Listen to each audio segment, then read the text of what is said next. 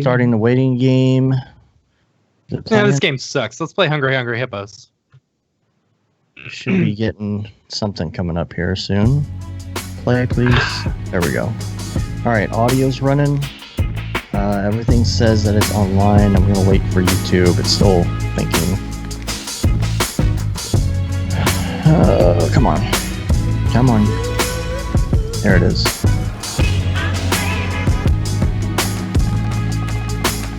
Come on.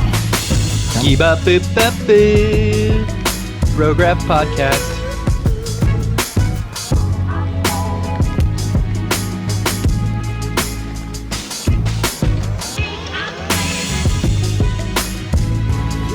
Send it now. That signal. Get to the chopper. Love this music. It's so good. So good.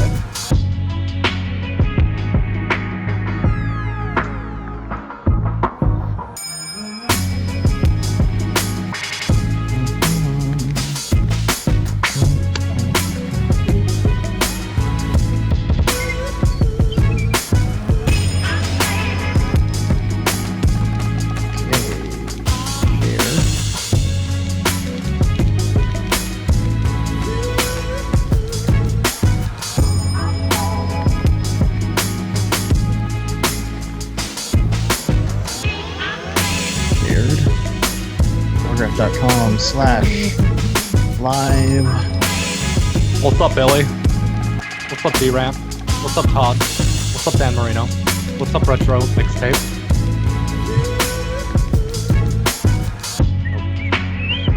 Back to business. All right, people coming in. I'm almost ready to go.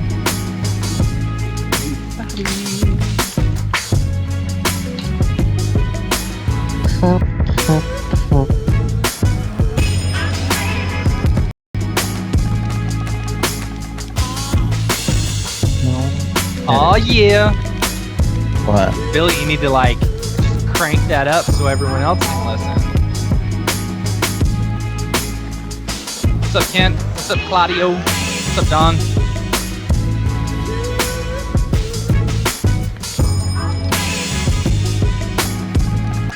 People, something steeple.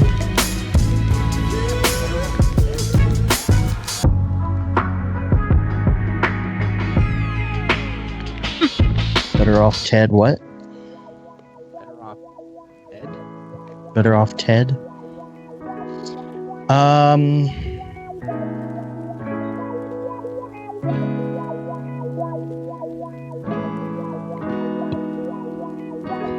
Okay, going to the 2-shot. We're up. There we go. All right. I probably shouldn't drink my whole soda right before the show. Well, whatever. At least the can's empty, so you can fill it up when you gotta pee. I don't think I've ever peed in the can before. Seems like you might cut something. Or a bottle. I've never peed in a bottle. I mean, a bottle is a lot, more manageable. Uh-huh. Because you can get it. Never mind. I mean, you can form a seal without worrying about cutting anything. That's all I'm saying. Right. I understand that. Yeah, like you do. Uh-huh. I only had to do that once in my life. Yeah, I never have. Yes. Check it out. We got Facebook comments now. What's up, Lucas? Really? Yeah, we got the new Facebook interface. All right. You can finally see the comments that are coming in there, so that's fun. And great. Of course, you're going potato right before we go live. Your face is... What's all that stuff? My Dropbox finally finished. Oh, nice. Is that why you're potato? No. Oh. Jeez. So I fixed everything, right? Uh-huh. And I had only 16 gig available. Yeah, 2.3 terabytes.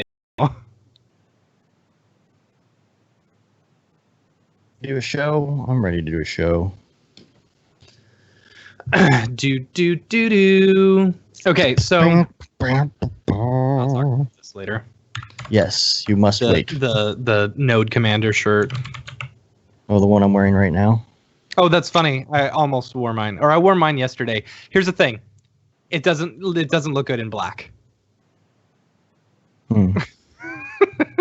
Well, the version that I have that's the long sleeve looks a lot better, and I love the shirt. We made a thicker Liam and I made a thicker version, and on the gray you still just don't see it. You don't see it. So I'm gonna make a white version, like the white logo. You know. Anyway, it's pretty good. The thing is, though, that it comes out better in the long sleeve shirt, and I don't know why. that is Like weird. you can barely see his face in this shirt, but you can see it a lot better in the other one. I don't know. Should I turn off my video and then turn it back on? Did you turn it off and on again? Let's see. Am I still potatoey? Nope, you're good. All right. Pretty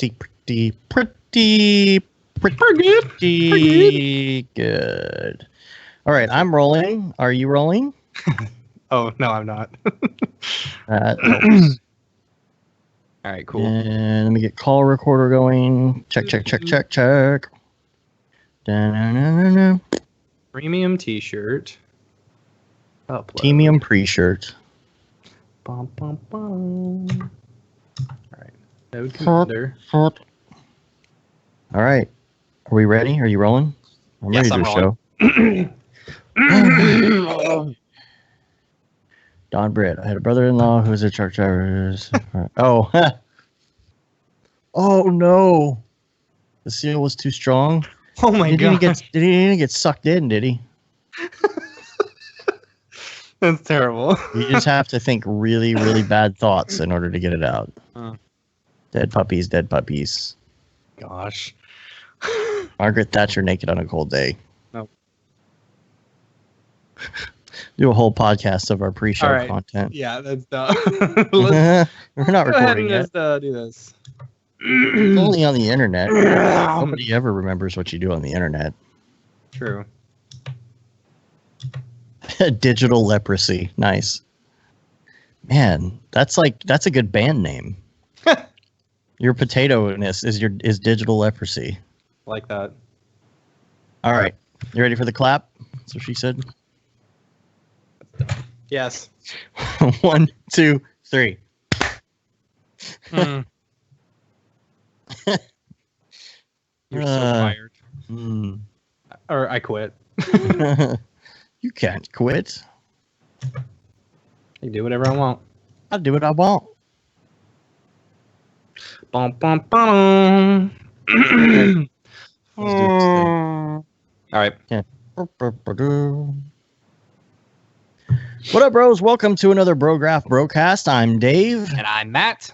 And Brograph is a supplement to our site, brograph.com, which is a motion graphics tutorial site with plugins, podcasts, and other MoGraph stuff.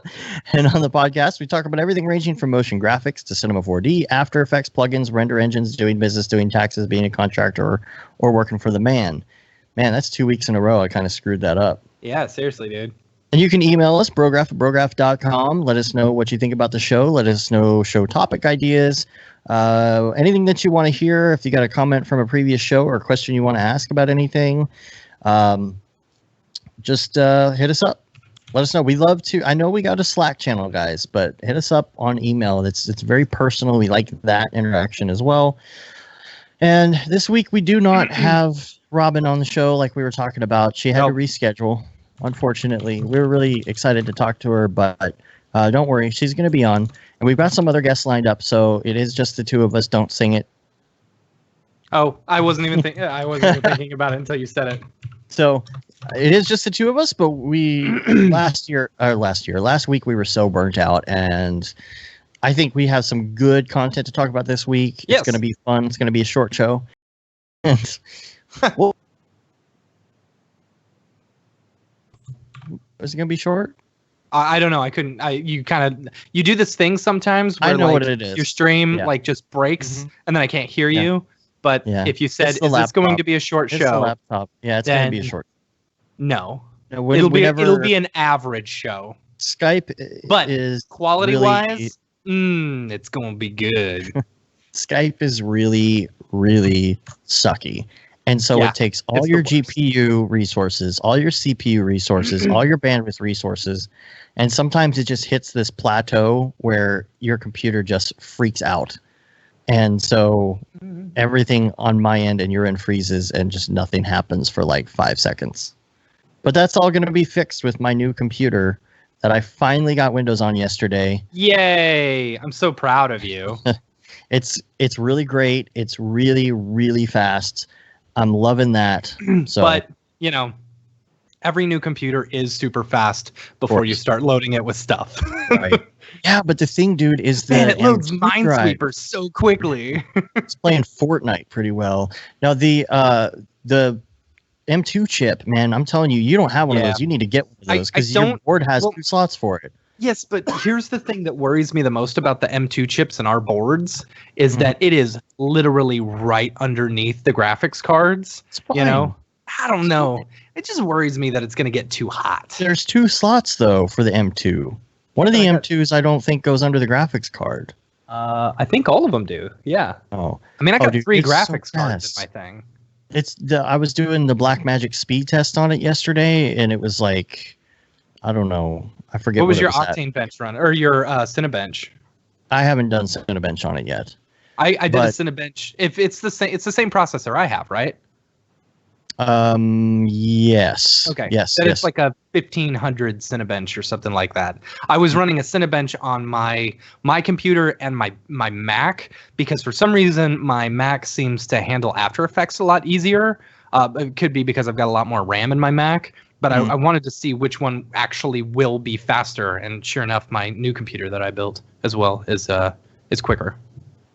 Well, I was just testing the drive speeds because I got like a regular Samsung 1 gig SSD, and then I got a 1 terabyte SSD, and a 500 terabyte M2, and M2 is so fast compared to the SSD. Yeah, how much is it though? How much did it cost? Mm-hmm.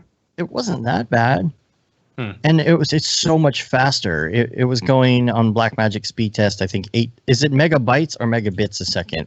It's capital MB. That might be megabit, but 1800, whereas the SSD goes at like 900. So it's twice the speed. And you should see these file transfers it does. Yeah. And so I'm putting all of my video content and I'm putting all of my Dropbox stuff and everything on the regular SSD and just all the system stuff and the applications on the M2 drive because that's only 500 gig. 512 gigabyte M2 drive is like $600. You didn't pay $600 for that, did you? No way. No. I thought it was a Samsung I got too. I can look it up for you. That is a Samsung. It is. Yeah. Are the prices going up? I don't know. Because I got a 500 on something or other. Let me look at my saved parts list. No, 168. Okay. I don't know which one I was looking at. Yeah, 500 gig, 168. That's not bad. Samsung 860 EVO. Mm-hmm. You got the 860? That's what I got for the regular SSD, and I got the 1 gig for it wasn't that much because they got an 860 gig, for 861 terabyte for 167. That's what I got. Jeez, that's what I got, and then I also have the Samsung 970 EVO 500 M2 drive. That's $147.99 right now. Jeez. That's not bad. Yeah, that's really good. Think about that. It's for the speed. Yeah, I mean, holy crap. It's not that much of a difference from an SSD, price-wise, Price-wise, and it's like double the speed. Yeah. So when you're running all your system stuff on that, I mean, gosh, the thing screams. But I have a couple things I do want to say about that with the ASRock X399 IG motherboard. Yes. Here's the one thing I really like about it because a lot of motherboards do not come with built-in Wi-Fi. It comes with built-in Wi-Fi? Yeah. Does yours not have the built-in Wi-Fi? You don't have antennas on the back? I haven't put the antennas on the back. Oh, check for the antennas, dude. I see that. Don't turn the Wi-Fi on without the antennas. You might burn it out. Well, I don't think I have the Wi-Fi on. Well, this is what I wanted to talk about. So I installed Windows, which was a breeze. Let me tell you, downloading their little installer to a USB and putting that onto an M2 drive, dude, Windows installs in like 10 minutes. Boom, you're done. It's so quick. And so I got everything running. It was a seamless process compared to the last time that when we built Meekseeks, and it took me 3 days to get everything running. Everything worked perfect. And when I loaded it up, though, you would go to click on Wi-Fi, and it would turn on and turn off. Yeah. Turn on and turn off. I'm like, what is wrong with this? Why can't I? All the options are there. It's not working. And you look online, and everyone's like, you got to load these drivers and all this. And I come across this one YouTube, and it's like, no. The problem is that by default on this board, the Wi-Fi is turned off in the BIOS. That's weird. I'm like, why? And I'm pretty sure the Bluetooth was too. So you have to go in and manually turn it on in the BIOS. And then once you load up Windows, then your Wi-Fi starts working. I'm like, okay, well. That's weird. Yeah. So. Oh, that's probably why. Yeah, so that's probably why my Wi-Fi doesn't work. Right? Or was that Meekseeks that you were talking about? No, that's on the new. That's okay. Specifically on the Then Azure. that's why. Yeah. Like yeah. I knew I was going to be hardwired, so I didn't worry about any of the Wi-Fi stuff. But that's good to know now in case we bring this computer to a meetup or something like that. Yeah. And just because last time I was like, oh, I don't have Wi-Fi. Don't lose your antennas, and make sure you put the antennas in before you power up the radios, because sometimes that can mess things up. If you don't have an antenna, you can burn stuff up. So I'm not sure if that applies to 2.4 gigahertz or not, but or 2.4 megahertz, but which is whatever. You know what I mean. So it's a new week. It's a new month. You woke me up when September ends. Aww. Wake me up. That would be today. Yesterday was my birthday. Yeah, happy birthday, bro. I managed to not get. That's good. Yeah, I was going to say you were up pretty early this morning, so. Well, I was taking my daughter to school super early today, so yeah, I couldn't party. A lot. Your audio keeps cutting out a lot to me. Oh, it's Skype being stupid. That's what it is. What's up, French Monkey? Just gonna have to roll with it. French Monkey's here. Paul's here. Todd's here. We got lots of people here. Thanks for the birthday wishes, everybody. So yeah, so it's my birthday. I'm a lot older. I'm still with it. I'm still hip. You can't tell, but I'm doing a Fortnite dance under the table right now. You flossing? Yeah. No, it's a different Fortnite dance. It's the one with the arms down like this, and at the end you go like this. I'm sure everybody. That's the one that he did on what's it called? Scrubs. Was it? Yeah. I don't know. Scrubs. Yeah. What Turkleton did on Scrubs, No. Yes, It's I promise. a little bit different. I promise. So so the new computer does run Fortnite pretty well. I just gotta say. My phone runs Fortnite pretty well. Yeah, but I mean, it's not the same. But I am really impressed the fact that they managed to take all the Fortnite stuff works on the same. Everybody's working in the same place, regardless of platform. It's not like when you're on Xbox and you can't do PlayStation. All the platforms, PC, the phone, the Xbox, everything, all the players are still in the same arena together, which is crazy. Yeah. Cool. It just depends on what you want your graphics to look like. It's really cool. I'm assuming that's like a Unity or an Unreal thing. Yeah. I'm guessing it's Unreal based on the motion blur, but that's just me. Because there's like a real specific like motion blur thing that happens with Unreal as opposed to make something like Fortnite. Who does Epic? Where's Sage when you need him? Oh, Epic? Epic Games. Yeah, Epic be Unreal, I think. Yeah. And there you go. So yeah, Unreal. Yeah, I downloaded Fortnite, which I didn't realize it's free. It is? Like, it's just you have to buy all these microtransactions to do a whole bunch of stuff. Ugh. Mainly, I'm doing this for my daughter because I'm getting into. I loaded Battleground because I want to be able to play with Joel next time. Yeah. There's some PUBG, and then I just wanted to know the difference. I've been looking at that. I know there's a lot of people on the Slack that are actually doing PUBG. Mm-hmm. So I basically said, hey, just everybody, hit me up with your your Steam name or whatever. Yeah. Yeah, Epic owns Unreal and Fortnite. So yeah. there you go. I had a feeling that was the case. Yeah. So you can really tell by that motion blur, though. But my daughter wanted to play it, so we kind of got into it. We did like the little, what do you call it? The sandbox thing. So the playground, you could just like mess with everything. It's weird though, because I guess there was a deal between PUBG and Fortnite, and there was like a possible lawsuit, and there was all that. It's basically the same game, but one is like a realistic shooter, and one's like a fun, almost like a kid's game. Yeah.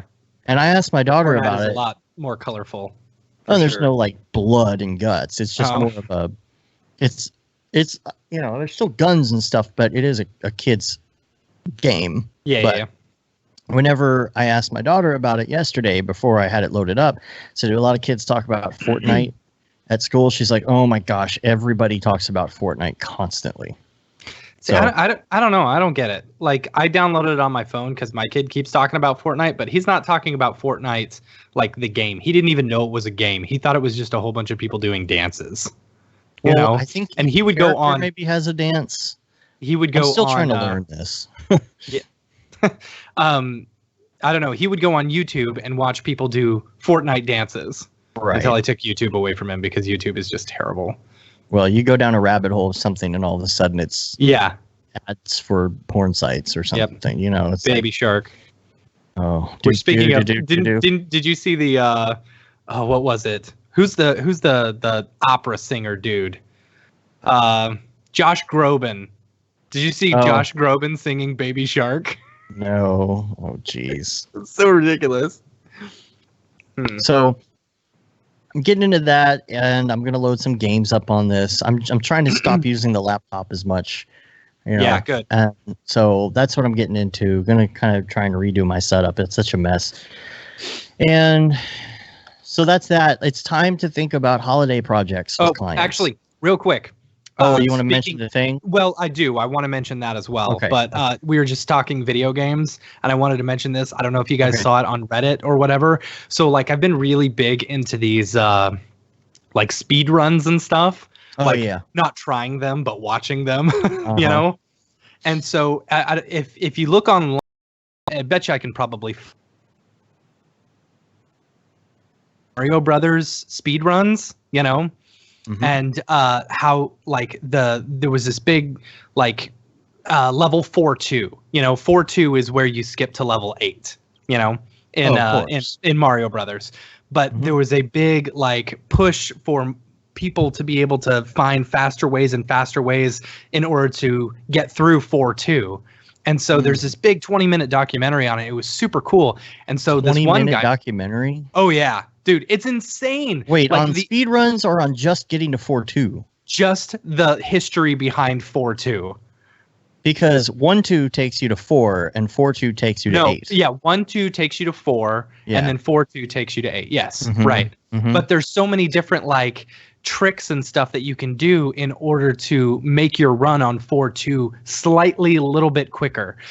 They had a computer inputs that they programmed into this in order to make it faster, so they know the absolute speed that you can go. Well, this guy who had the record for Super Mario Brothers actually broke his own record and got below 4 minutes and 50. It was 4 minutes 55 seconds that he beat the entire game. Yeah, and it's so cool watching it because he's doing all these tricks and he pulled off every single one with the exception of one. He got almost an exact perfect time in comparison to what the computer could do. It's insane. That's crazy. Yeah, it was so insane. Wow. Anyway, I'll find the video and I'll put it in the show notes because it was so good. But okay, so jumping back to the other thing. Yeah, the meetup. Yeah, let me hold on. Let me find. While you're looking for that, I do want to say that I checked out Sage's page where he has different PC builds this week, and that is a great resource. Make sure you check that out. It's thesagery.com/builds, right? I think so, yeah. Yeah. Okay. Yeah. So there's going to be a super meet in Frankfurt, Germany. So if you're in the Europe area that's close enough to Frankfurt, go. Because so Perry Haravas, who's also going to be at NAB New York East. City. Yeah, East with us here in a couple weeks. He sent me a message. He said, wanted us to mention this on the show. He said, Maxon asked me to help promote it. It's the biggest C4D event they have ever done. I'm honored to be one of the speakers at Maxon_DE. I guess it's Maxon Germany. 2018 Super Meet in Frankfurt, Germany. I'll be doing a 90-minute workshop and also giving feedback to artists on the reels. Many talented people I'll be sharing the stage with include Raphael Rao and Neil Stubbins and many more. Details here. So we'll put the link in the show notes. It's maxon.net/en/event-sites/supermeet-2018. So yeah, you can find _final _final. Here, I'm gonna so put this. while we're talking about that, it's going to be us and Perry and Aaron Covert, yeah, who's going to be on the Aaron, show here in a couple weeks. 2 weeks, yeah. So next week is David Ariev, where it's going to be Bro to the Future 3. Yes. We better start writing on that. See, yeah, you're right. We should go back in time because in the third one, they went, back to the cowboy days. Right. Western. So, right. But I think what we need to do is go back. We need to do like Maniac. By the way, have you watched Maniac? No, man. I saw the preview for it and I don't know. It's Dude, I'm on. Don't I'm even worry about the preview. Just watch a couple episodes and you'll be like, okay, yes. Okay. Well, I'm trying to get through Brooklyn Nine-Nine right now for the new season. Yeah, but that's a different genre. Like, take a break and it's only 10 episodes. Just watch a few and just see what you think. This is like a new old show, new old movie. Yeah. I mean, I saw the trailer for it and it looks really cool. It's so good. Except Jonah Hill isn't fat, and I like fat Jonah Hill. But when did he turn into Adam Sandler? That's what I'm trying to figure out. He turned into Adam Sandler? Yeah, he's like Adam Sandler now. Is he? Yeah, and there's all these different things that they do. I don't want to give too much away, but there's kind of a flashback, but not a flashback, where he's kind of got a thick New York accent, and he's got kind of like the curly mullet thing going on. Okay. And he's really Adam Sandler. He's so Adam Sandler now. It's so funny. It's like, when did he turn into Adam Sandler? So the thing about the show is that it's like a movie that was made in the 80s that was supposed to be in the future. So there's CRT monitors and telephones and weird computer panels and things like that. So why was I talking about that in the first place? What were we talking about before? I don't remember. We're going back to the future. Right. Okay. So this is what I'm thinking. Is if it were the 80s, but we had like cool graphics cards somehow, and we were making like these 80s graphics. I don't know. I feel like we should do a play on Maniac in that way. So that's why you need to watch some of it. Yeah. All right. We should do something like that. So David Ariev, if you're listening, you need to at least watch the first 2 episodes and just see what we're talking he won't about. Catch this episode until after we've already recorded ours. Watch. Yeah. That's funny. So, okay, so speaking of NAB New York City, which we were just mentioning, we're going to do a meetup. It's going to be at Perdition Bar. Oh, what's the address? It's like on 10th Street, I believe. So Perdition on the 16th of October at 8 p.m. So we're all going to be hanging out there, having a good time. We get in at like 10:30 on the 16th. So we're going to be in the morning. Yeah, dude. Oh my gosh, so much you're gonna hate that week. I know you are. Because we're flying out at like 6 a.m., and then we fly out at like 6 a.m. again on Friday. Where are we flying on?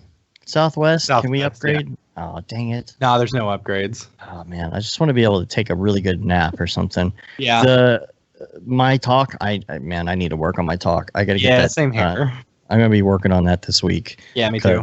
I know what I'm talking about, but I do not have an outline, and I'm going to get that done very soon. Yeah. So and I'm going to be also, doing if some you're- R20 features. What are you doing? I don't know. I think I'm gonna do some like MoGraph and field Ad-lib. stuff, but we'll figure it out. We'll get there. I'll figure it out this week. I'll figure it out when I start the presentation. Right.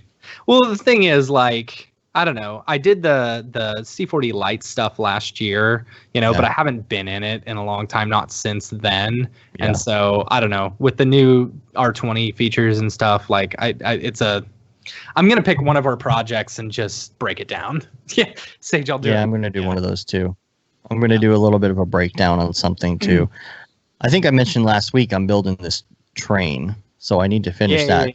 Yeah. So I've been using a lot of the volume stuff. So let's see what else I have on the list here. It's time to think about holiday projects.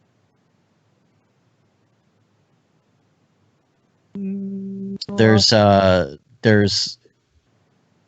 kind of a time between like October 1st and right after Thanksgiving, when a lot of the holiday stuff is gearing up. So it's time to start thinking about that. If you're a contractor, if you own your own business or whatever, it's time to start pushing with your clients. Hey, you should be thinking about your holiday videos now. It's a good way to like upsell some of your work and stuff like that. Being able to, send emails to people and saying, hey, just a reminder, if you guys are wanting to do Christmas cards, I'm not sure if you do, but might want to get it in early because spots are filling up. I don't know, or something like that. Yeah, something like that. Yeah. Just it's a good excuse to put your name back on their radar. If you got a mailing list or anything like that, really start pushing that and find good examples, not just Christmas cards, but corporate videos for the holidays. And I don't know what else. What are they?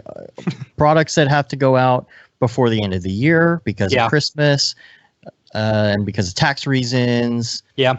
What else? It's the end of the year. People are trying to do Christmas. A lot of people take a week off in November for Thanksgiving and stuff like that. So yeah.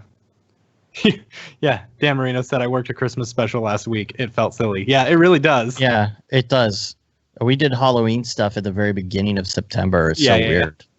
And we're already working on Christmas. I'll tell you, that was one of the most fun projects we have worked on because like I don't know. It was fun to do. Like, normally you don't get, I don't know, it's not often we get the explosion-y, like electricity, lightning, like all the crazy weird special effects, that you kind of reach for occasionally. It was fun to actually be able to like, oh yeah, we're actually going to do that. Cheesy lightning and stuff. Yeah. I also wanted to talk about people wanting stuff for free. Yes. Because this is something that came up. We did decide today that we're going to be talking a lot about business stuff. Yes. That's today's so this is agenda.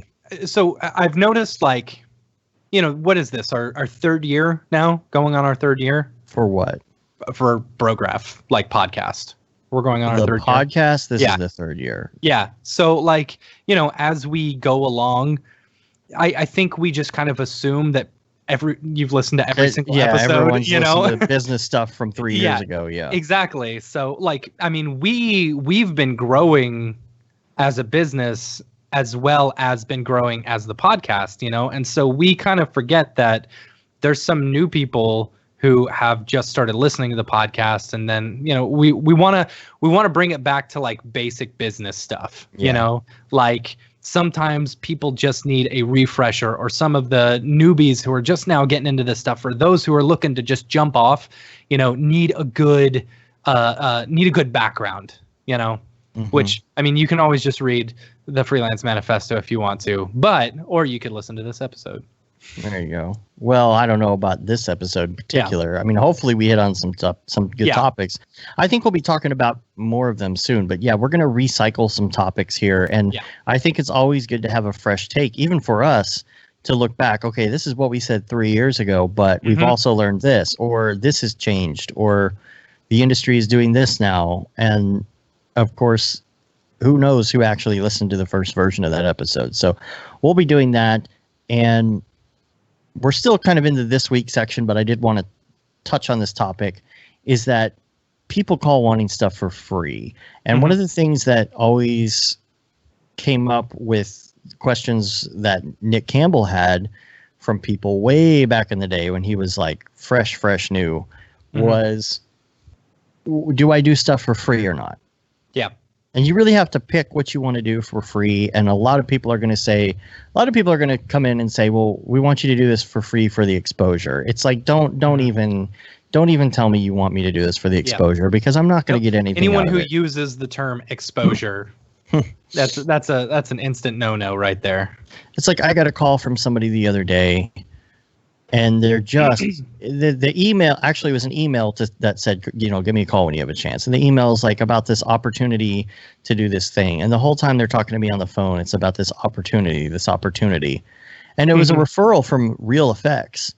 And now I know the reason that Real Effects referred them is because they asked for pro bono, and Real Effects was like, no.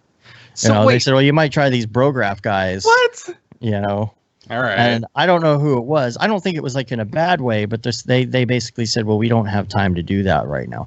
And the person came to me and they're like, oh, the Dallas Cowboys are a sponsor. The Dallas Cowboys are a sponsor. I'm like, so why aren't the Dallas Cowboys paying for the video to get done? I really hate when no, they're a sponsor. Like they're donating. As a sponsor. So it's like, do you want to be a sponsor on this thing by donating graphics? Because you'll get so much exposure. And I'm like, you just want an After Effects logo. Nobody is going to look at that logo and say, who did that? Get them on the phone. Nobody does that. And it doesn't happen. It doesn't even happen when you get paid gigs. There are 2, 3, 4, 5 million views on that rock video that we did. Yeah. And our name is in the description. Nobody has ever, millions of people has ever called us and said, oh, I saw you did that thing for the rock. Can you do something for me? Here's the thing. Yeah, exactly. We have gotten work not from people directly seeing that video, but being able to use that as an example of work that we've done. It's on our website, right? Because it's on our website and stuff. That helps. Yes, but that's only because we're promoting that video as us doing it, not as someone going through them and saying, "Oh, this is great." So if you have the time and there's a cause that you really feel like, okay, I want to take a week of my time to do this crazy animation because it's going to look good on the reel. It's going to really help on our website. Yeah. Yes. But anyone that tells you it's going to be for the exposure because their website video with 200 hits is, going to give you exposure. It's like, wait, what? If you're going to do work for free, do it because you want to do it, because you think it'll be better for you. But it'll be better for your reel, or better for, you to be able to experiment and try new things and, be under less pressure or whatever. It's the unicorns and rainbows and the the stress jobs that Joey talks about in the Freelance Manifesto. This would be a unicorn and rainbow. It doesn't pay anything, but you have 100% total freedom and stuff like that, And I like, me personally, I would also say, be wary of some of the nonprofits and stuff like that, because I've worked with a ton of nonprofits, and some of these people have a lot of money, but they're using the fact that they're a nonprofit in order to ask for free work. That's just me personally, because I've done a ton of work with nonprofits and made a lot of money off of nonprofits. That's the thing, is nonprofit makes it sound like to a lot of people that they don't make a lot of money or they don't have a lot of money. I mean, a nonprofit, like there's no profit. Like when somebody is making a wage, when the CEO is making $40 million a year, it's nonprofit because money's going into the salary. FIFA is a nonprofit, right? So, right. There's still plenty of money going to places. It's just there's no money left over in the end. Right. It's oh, they're going to have an extra $10 million. Oh, well, just divide that up into people's salaries so that there is no profit. Right. Or whatever. So, no, it doesn't mean they don't have money to spend. So, all right. Oh, the question in the chat was what rock video? If you go to YouTube and just put Pokey Rock, Poke ROCK, we did 2 versions of Pokey Rock when Pokemon Go was all the rage. So, I miss those days. everyone was like a big community. You know, we were all just walking around getting Pokemon. No one worried about politics. It was all about Pokemon. Well, just wait until AR glasses come out and there's Pokemon Go for your glasses and everybody's just staring at things. It's going to be like the episode of Star Trek where they're all putting the, you know what I mean? Trying to get the little disc into the cone. So stupid. It was like some of the worst 3D animation of its time. Well, it was like 1987. Yeah. You know, but they're all trying to get the thing in there. The only difference is we won't have like the link to the pleasure center of the brain, not yet anyway. But so if somebody calls you up and they're like, "Oh, I'm doing a YouTube video for my Bowsette fan club," you had to mention. Had to mention Z. Bowsette, man. Bowsette. Go ahead. I mean, what do you think? I'm not talking about it. Is Bowsette attractive to you? I'm not talking about it. I think that's weird. But if you have somebody come to you like that, you know, you got to be nice about it, obviously. But it's just kind of like, to me, I'm a little jaded because when somebody gets on the phone and they start using the word opportunity, I'm like immediately like, okay, I need to get back to work. Yeah. You know what I mean? Yeah, like, totally. Just let's finish this phone call. I'm going to be nice to you, but like, let's just finish this phone call and move on, because unless it's something that like if you have nothing, and you have zero money to spend on something, and you have like, it's not an anything project, and you come to me and tell me it's going to be for the exposure, like, how is that going to be exposure? Because if you don't have like, so it needs to be like a charity or something. Like if Doctors Without Borders came to me and said, we need charity work for like some graphics, I'd be like, yes, absolutely, all over that right now. But when it's somebody calling you out of the blue and they're just trying to push, like they keep trying to name drop to get you to do something for free, it's like, you like it, and this is all a part of the game. This is all a part of, you know, this business, is being able to gauge people's interests or how serious they are about a project. And this is like something that doesn't necessarily come immediately. It's only when you're dealing with people and like you start to see the same patterns from different people, you know, over and over and over again, where you start to realize the clients that are going to be the ones who are solid and the ones who are not, you know? Yeah. So. Yeah. And when we get into that section later on, we're going to talk a lot about that, about gauging clients. So I don't know, just, you can either tell them you want to do it or just be like, yeah, basic, and just move on, gosh. You know, I don't know. The biggest thing is it has to be, if you're doing work for free, you have to expect nothing from it, you know, or you have to expect to be able to you want to be able to use it for the real. Use it for the real. Just pretend it's only going to be for the real, because that's probably all it's going to be for. Exactly. Don't do work that like if they want something simple, you know, and something dumb that is going to take a long time, maybe up it a little bit, up the quality, make it real worthy. You know what I'm saying? Like, yeah, and if someone wants a free explainer video, there's no way I'm going to put like a crappy explainer video in our demo reel, you know, but I may try and figure out a better way in order to make it work within our demo reel, you know?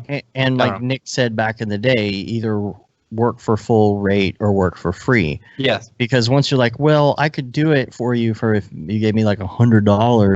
Yeah. Well, all of a sudden, thing with that is that they come to you and all of a sudden they expect it to get done and expect you to follow what they want to do because they're paying you. It doesn't matter how much they're paying you, but if you go in it saying, you realize I'm working for free, you know, then the people have a little bit different mentality to where they're like, oh, well, they are working for free, so I guess, you know. Yeah. So here's something else.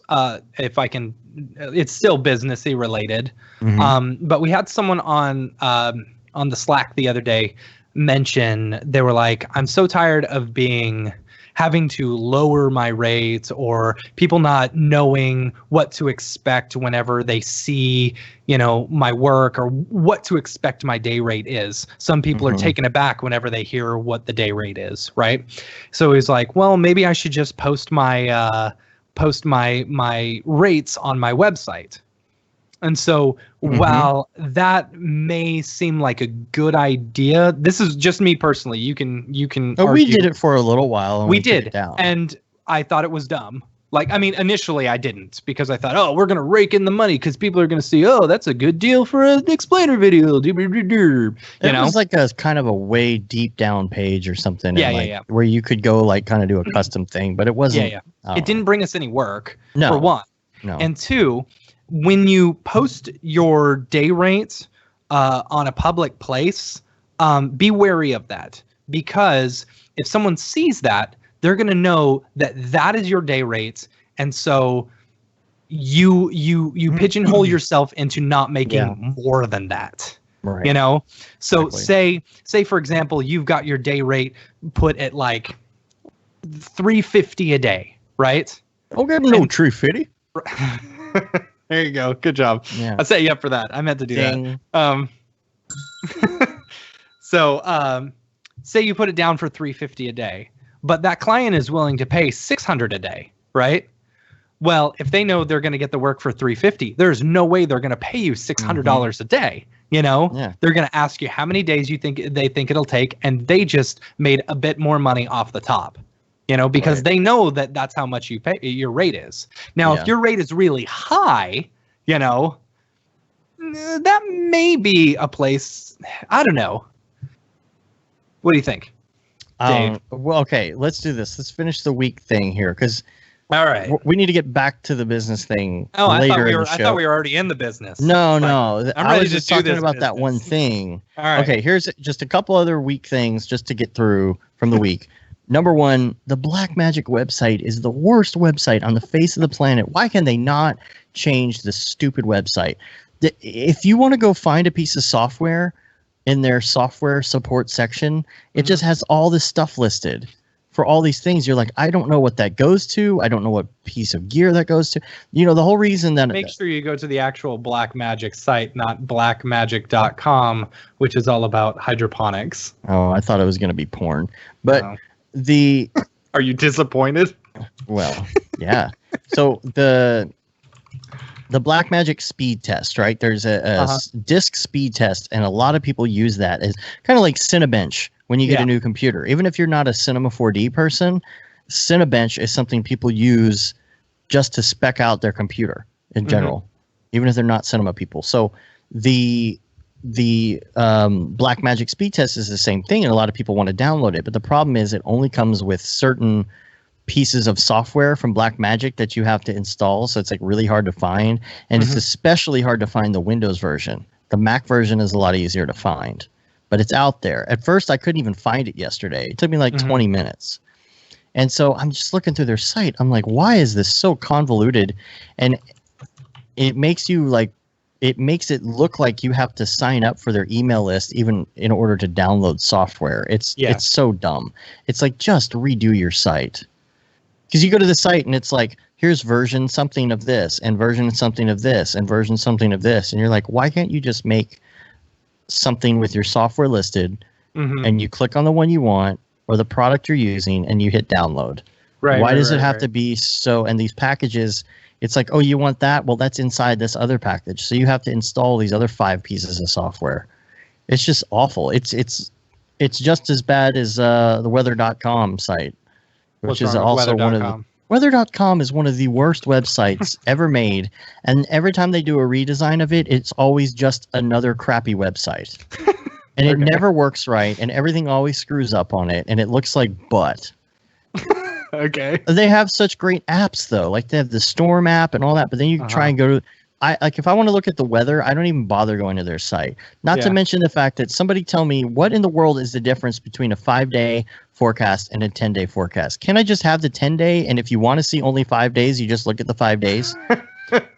Seriously, it'd be funny if I don't want. Yeah, that's true. That's true. You could just look at the 10-day. It's like Like what's the meme where he's like doing this thing and then doing that thing? You know what I'm talking Oh, about? it's the Drake meme. The where he's Drake like, meme. no. Yeah. It's like 5-day forecast, 10-day forecast. Yeah, it's like just click on the 10-day forecast, because then if you look at the next 5 days and you're,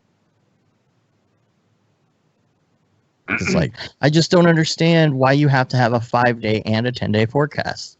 That's funny. It's the same thing, and it's always been like that. And the website sucks. They gotta have money. They're the Weather Channel.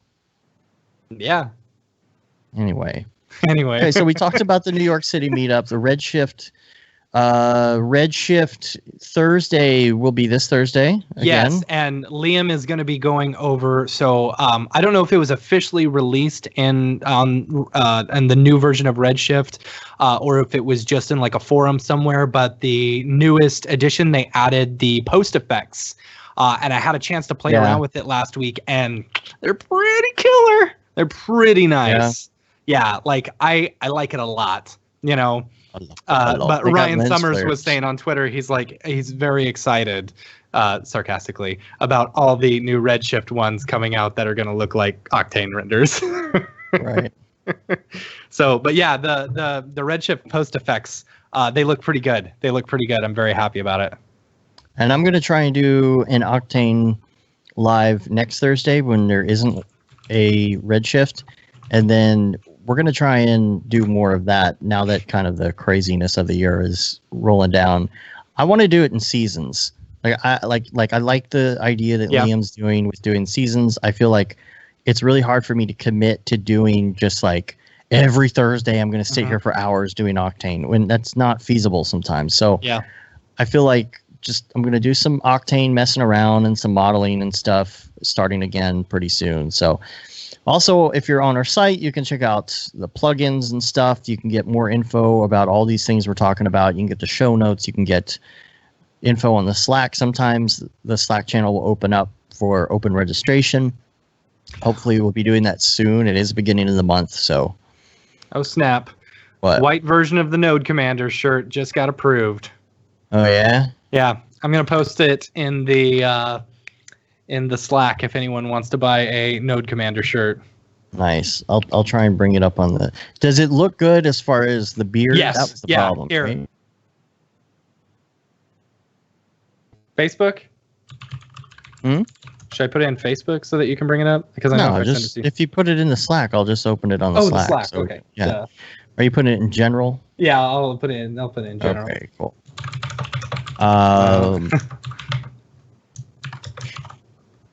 So Sean Astrom also just said that Corona render for Cinema 4D Beta 2 release candidate 1 was just released as well. So check that out. It's been a while since he's done a tutorial.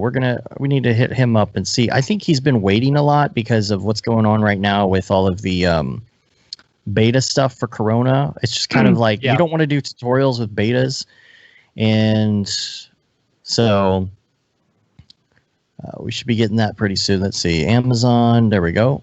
I'm bringing up the shirt here. Oh, I see. So you did. See, I did several colors. Oh, you did? Yeah. The white's almost too white. It needs to be a little bit scaled back. Trust me. It's I think it's good. I think it's good because doing the white Raid Zero, shirt that he had, like I really liked it. I like the one with the heather blue. The heather blue? But see, I wish it was just a little darker, not fully white on the heather blue. That's the one I would do. Like heather blue and but you also have to keep in mind it doesn't come out. I don't know. Yeah, it doesn't come out that white. I think the Raid Zero one looked really good, and the Brograph one that we've got looks really good as well. Yeah, what's this? Is it dark heather? I love heather. Yeah, I love heather anything. Well, I don't know if there's probably not I don't know. There is a heather red. I've seen a heather red in some of those like Target Coca-Cola shirts and stuff. And the navy, the beard's looking pretty on point. It looks like it's coming out better, but we have to do a long sleeve version of this too. Okay, I can. So I'm telling you, those long sleeve shirts are great from Amazon. So yeah. Well, are they the same canvas shirts? They are brand? Yeah, they are. They are, Okay. but the material feels slightly different, and they're great for this time of year, especially if you're in a climate like Texas, where Mhm. it's going to be like 40 to 60 degrees every day. And so you start with the sleeves down, and then you roll them up as the day goes on. It's super Gotcha. comfy. Cool. So we're also going to be announcing the DFWC4D fall event Oh, we this are? week. This week, Okay. we're going to work out those details starting tomorrow. We're going to be working heavily to figure out the exact details of when it's going to be, who we're going to have lined up. So stay tuned for that this week. Also, I will be posting the Barton Damer Monday morning meeting Oh, it was so as good. well from last week. Mhm. I haven't gotten around to that yet. I got all the files, but last week was just kind of a crazy week. Yep. So that's going to come out. So let's move on to Ravcock. What's your flavor? What's your flavor? Dead Mouse. Yeah. It's been streaming again. He's been streaming some C4D stuff. We've been talking about another Brograph jam. Oh, yeah? Yeah. We were talking hope on it the stream. happens. Yeah, me too. We were talking about it on the stream the other night. He was like, at the next Brograph jam, and we'll do this, this, and this. So we're kind of talking about when that's going to happen. So just keep your ear out for that. He was working on some OSL stuff, which was crazy, dude. I don't know. Yeah. And this guy knows Like, everything. he actually got the OSL camera working, right? You got the So where OSL it camera straight up, working. like, exports out. Yeah. Yeah, it exports out all of his He exports it to basically where, For the- the template where- for the cube. Yeah. So he Yeah. doesn't have to bring it into After Effects and then export it out. Yeah, I was watching well, one the other day, and he was doing the he was using Elements and Particular, where he brought in the 3D mouse head and had it spinning, and then was using that as an emitter, for Particular. It was pretty cool. Yeah, and that OSL stuff, he was trying to figure out all that code and going back and forth. Mm-hmm. Everybody was trying to help him that knew something about Octane. Right. And in the end, he figured it out, and like it popped into place, and he's like, "There it is, it worked." And literally 12 hours later, Mm-hmm. I woke up and I got on my computer, and I had left the stream running, and he was still going. Yeah. Dude, that guy's insane when it comes to the stream stuff. He'd been Like- going for like 12, 13, Yeah. 14 hours, and he's like, Yeah. "Oh, okay, well, I guess I got to get to this meeting. Didn't even Yeah. go to bed." Yep. Man. So the one thing that we did notice, though, we're trying to figure out was that in the OSL camera, the motion blur wasn't working. Oh, really? So that was kind of a deal for him. I think that might have gotten resolved now, and he sent me the file too, and we were trying to figure it out. And yeah, you would get motion blur. This is R20 it was at the time, I think it was release candidate for Octane. Mm-hmm. And you would get motion blur on a regular camera, but you would do an OSL camera, and all of a sudden the motion blur wouldn't work. But speaking of which, the release candidate 5 just came out, I think, yesterday for Really? Octane 4 R20. I think so. Oh, release candidate 5. Sorry, I was thinking Octane 5. No. I was about to flip No, out I, right there. I figured Jules would be That on the was the show whenever that standalone, happens. though, right? That's standalone. No, or is this that- is something Jeez. Ahmet announced. The RC5, I think. Yeah. Okay, cool. So there's a whole list of the things that it fixes and stuff and things like that. Did it fix hair? I do not know. I don't remember if it said that or not. But they might have fixed hair in RC4, because the hair problems you were having were like in RC1 or RC2. Yeah, it might have been. They've really done a lot of release candidate updates, like fast lately. RC5, yeah. What do you know? Okay, Yeah. cool. I think somebody on YouTube was asking about that. So Oh, there you go. Fix R20 motion blur activation. It was a problem with well, R20. no, I saw that, but there was still motion blur activation, but it would disappear in an OSL camera. Oh, weird. Still wouldn't work in an OSL camera. Hmm. So I posted something in the Octane forums about that, and I don't think that Ahmed, I have a weird username in there, and I don't think Ahmed knew. Yeah. Like, Yeah, I should have yeah. asked him on Facebook, Yeah. because he was like, "Oh, you can't post that in here. You're supposed to put that in bug reports." And I'm like, "No, I'm asking because I don't know if maybe it's a known fact that like motion blur doesn't work with OSL cameras or something." Yeah. I thought it was an overall bug and not like a bug in a release candidate. Right. So You know, it's one thing I wish that they would do. Like, I hate that the denoiser is a whole separate pass. Well, I know some people are like, okay, but I would rather it just be baked in. You know what I'm saying? Well, maybe I would like to have the option to bake it in, or to set it up as a separate pass.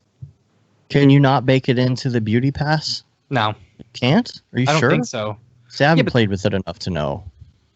I don't think so. I could be wrong. All right, well, let's get to our topics. First of all, I would like to say that the Monday morning... All right, 1 hour in and we're just now to the topic. That's great. That's how we used to do it. Yeah, right? The wrap-up took an hour, and then we get to motion graphics after an hour. Mm-hmm. So the Monday morning meeting has been great. Yes. I love what everybody's doing with that, and Mark and Liam and everybody who shows up. Yeah. It's really cool. It's very intimate because there's a small group of people, only going to get bigger. Like if you're working at an agency or something, everybody gets into work. Everybody starts talking about their weekend, starts nerding out.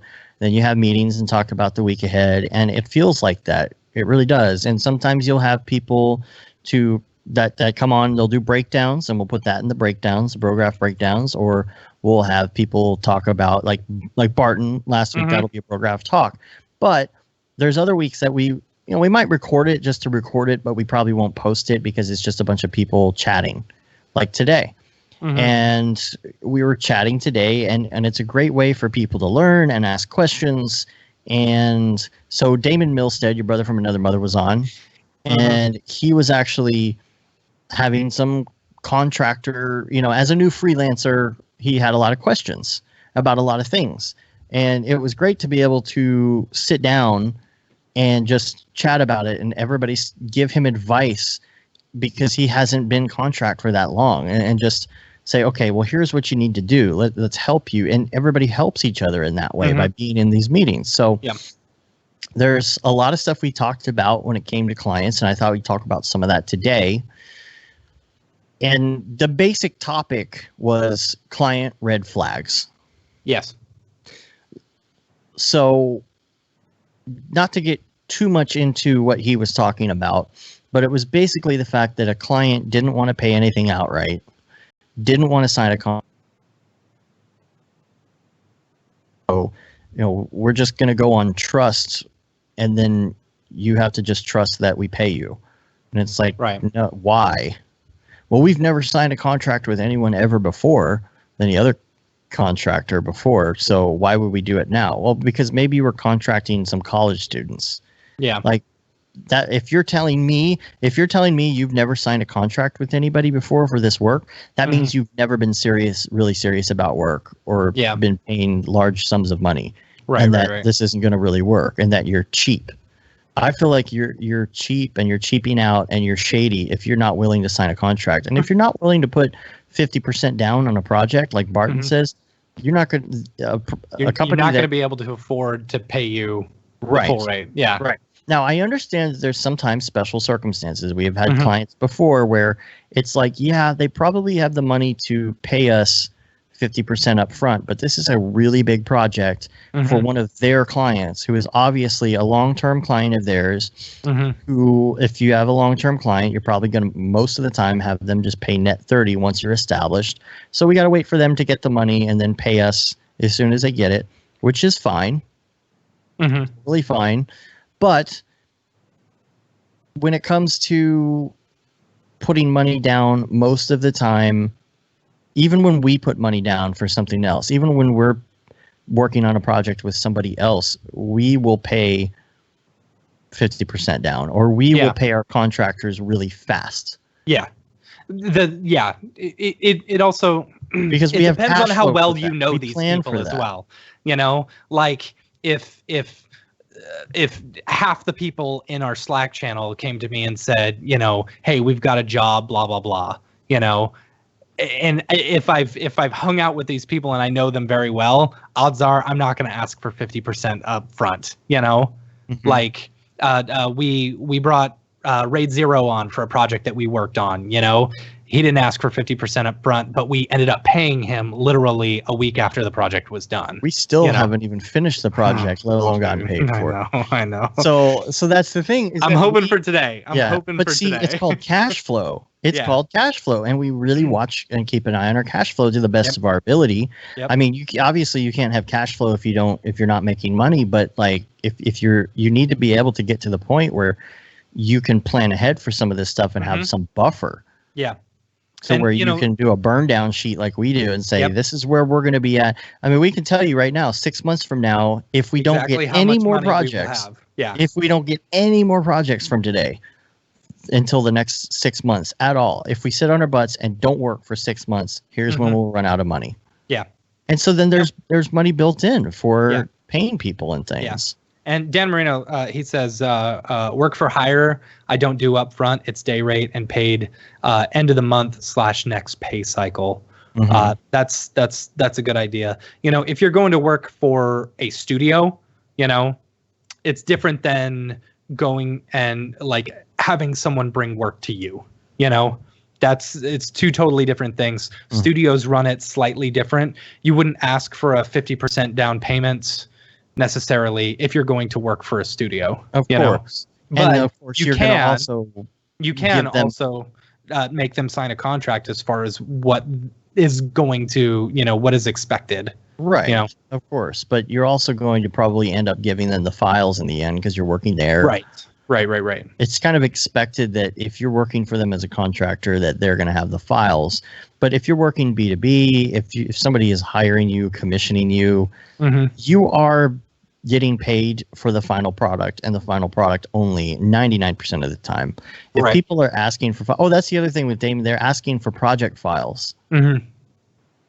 It's like, well, you haven't really done any work yet, and we haven't seen anything, but just go ahead and give us the project files. We promise we'll pay you someday. Yeah. It's like, we'll gladly pay you Tuesday for a Brograph logo today. Yes. Thanks, Wimpy. So just and man, like, I can't stress this enough that these are just things that you learn as you go along. Right. And you know what? If you're just starting out, you're going to get burned. And I got burned a lot when I was first starting out. There was one guy I did a lot of work for. He was shady AF from the very beginning. Wanted to do some tattoo show. It was while I was in college. Some tattoo show. And he was working next to... The whole thing was next to a strip club in a shady part of town. And I'm like, I don't know about this. And he wanted me to edit everything. And I'm just like, okay, well, hopefully he can pay me enough for my car payment. The guy gave me all of his master tapes and stuff. And I was like, so I'm continuing. Can I get some money from you for doing all this? He's like, well, we don't have anything to show. I'm like, yeah, but I've still been shooting for you. Like, every week and been editing stuff and blah, blah, blah. Oh, we don't know. I'm like, dude, all I want to pay is my car payment, and would not throw me any money. Dude, that guy didn't get any of his master tapes left back. I kept them all. And that's what we were talking about on the Monday meeting this morning, is that people don't understand that there's a lot of work that happens in order to get to that final product. So if you only get halfway through and they change their mind or something, it's like you've still done a bunch of work. I still took my entire week to work on this thing. And so that is kind of what we're doing when we're talking between people in Monday meetings, is sharing that knowledge and saying, hey, look, I've been down this road and here's why you need a contract. Yeah, of course, you got established contractor, or you're an established contractor, or you're an established company working with some sort of regular client that you've got and you've had for years.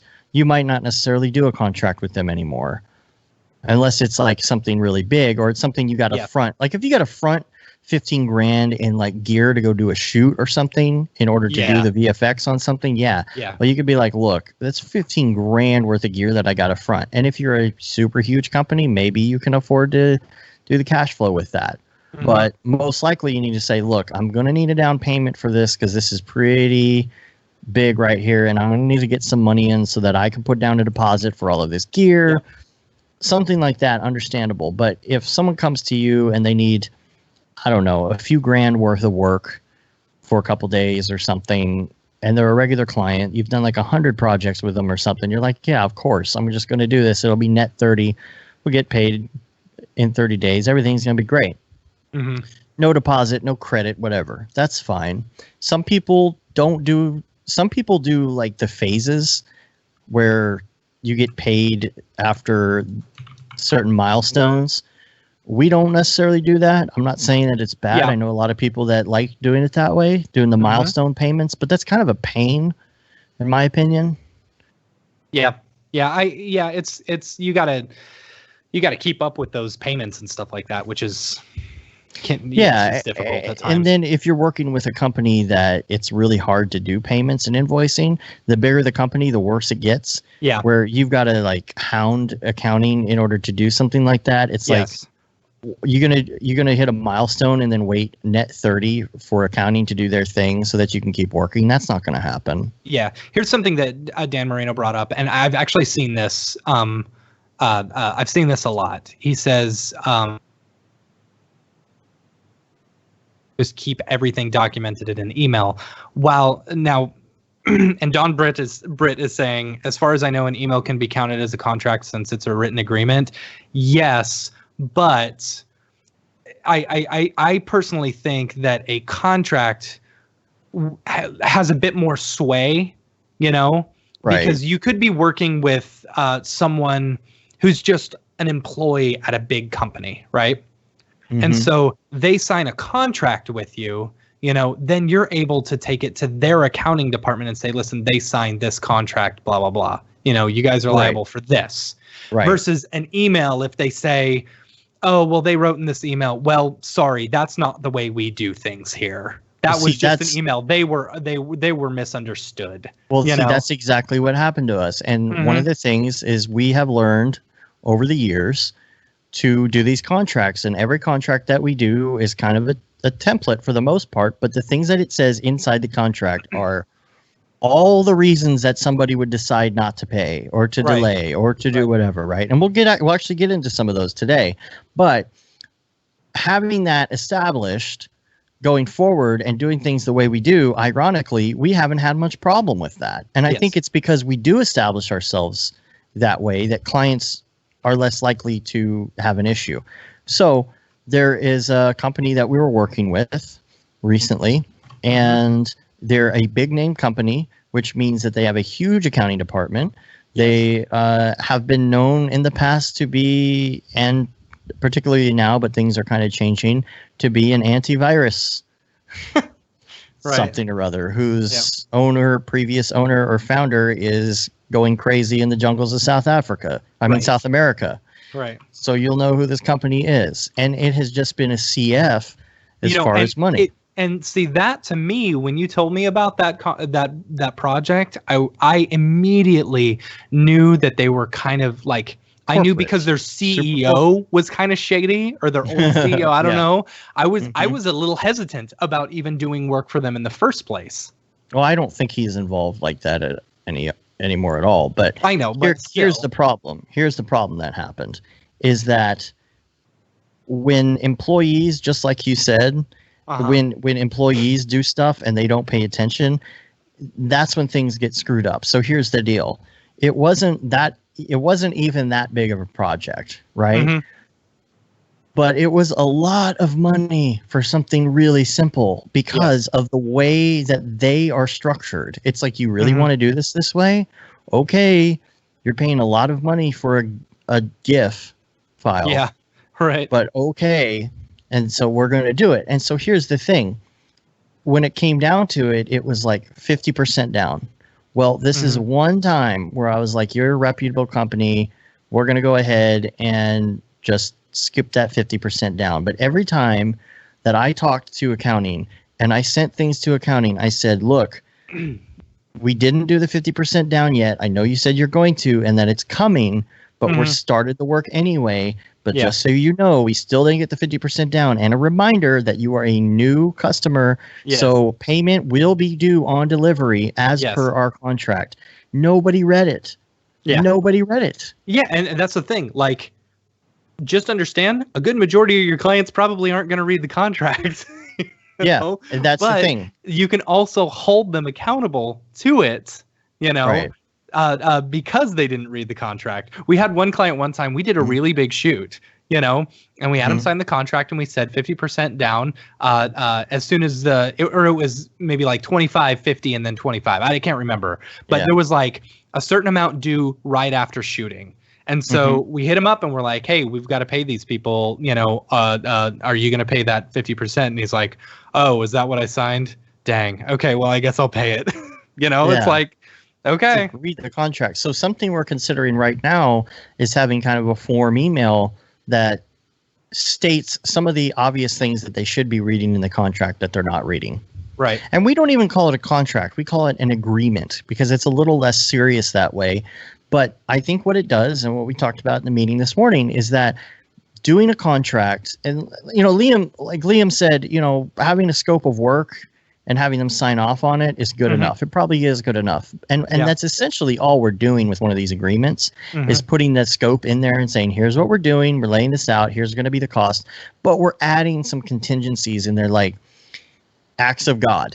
Yeah. Okay. If a tornado hits Matt's house and we lose all the hard drives, that's an act of God. We're not responsible, but we will, however, do everything in our power to redo stuff, help you hit your deadline, and get things going. However, there's also something in there. My favorite is the 30-day. The 30-day project delay. Yes. So if they haven't given us any, updates or anything in over 30 days, we are free to fill invoice out what we've done. Yeah. Basically invoice out whatever we've done so far. So, right.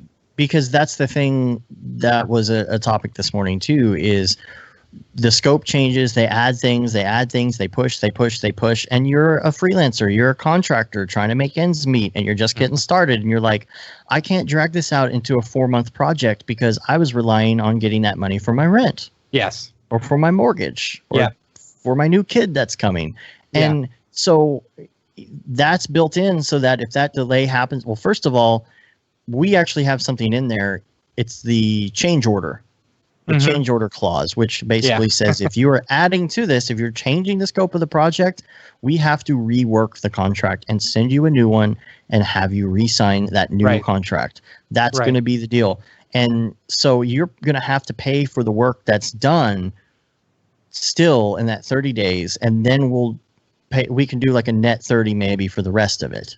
Yes, because that way it ensures us that we're going to assures us that we're going to get that money within 30 days. We can keep doing our burn down chart. We can keep our projections on track. We can keep everything moving and not do this, because people will do that and it's almost like an excuse not to pay.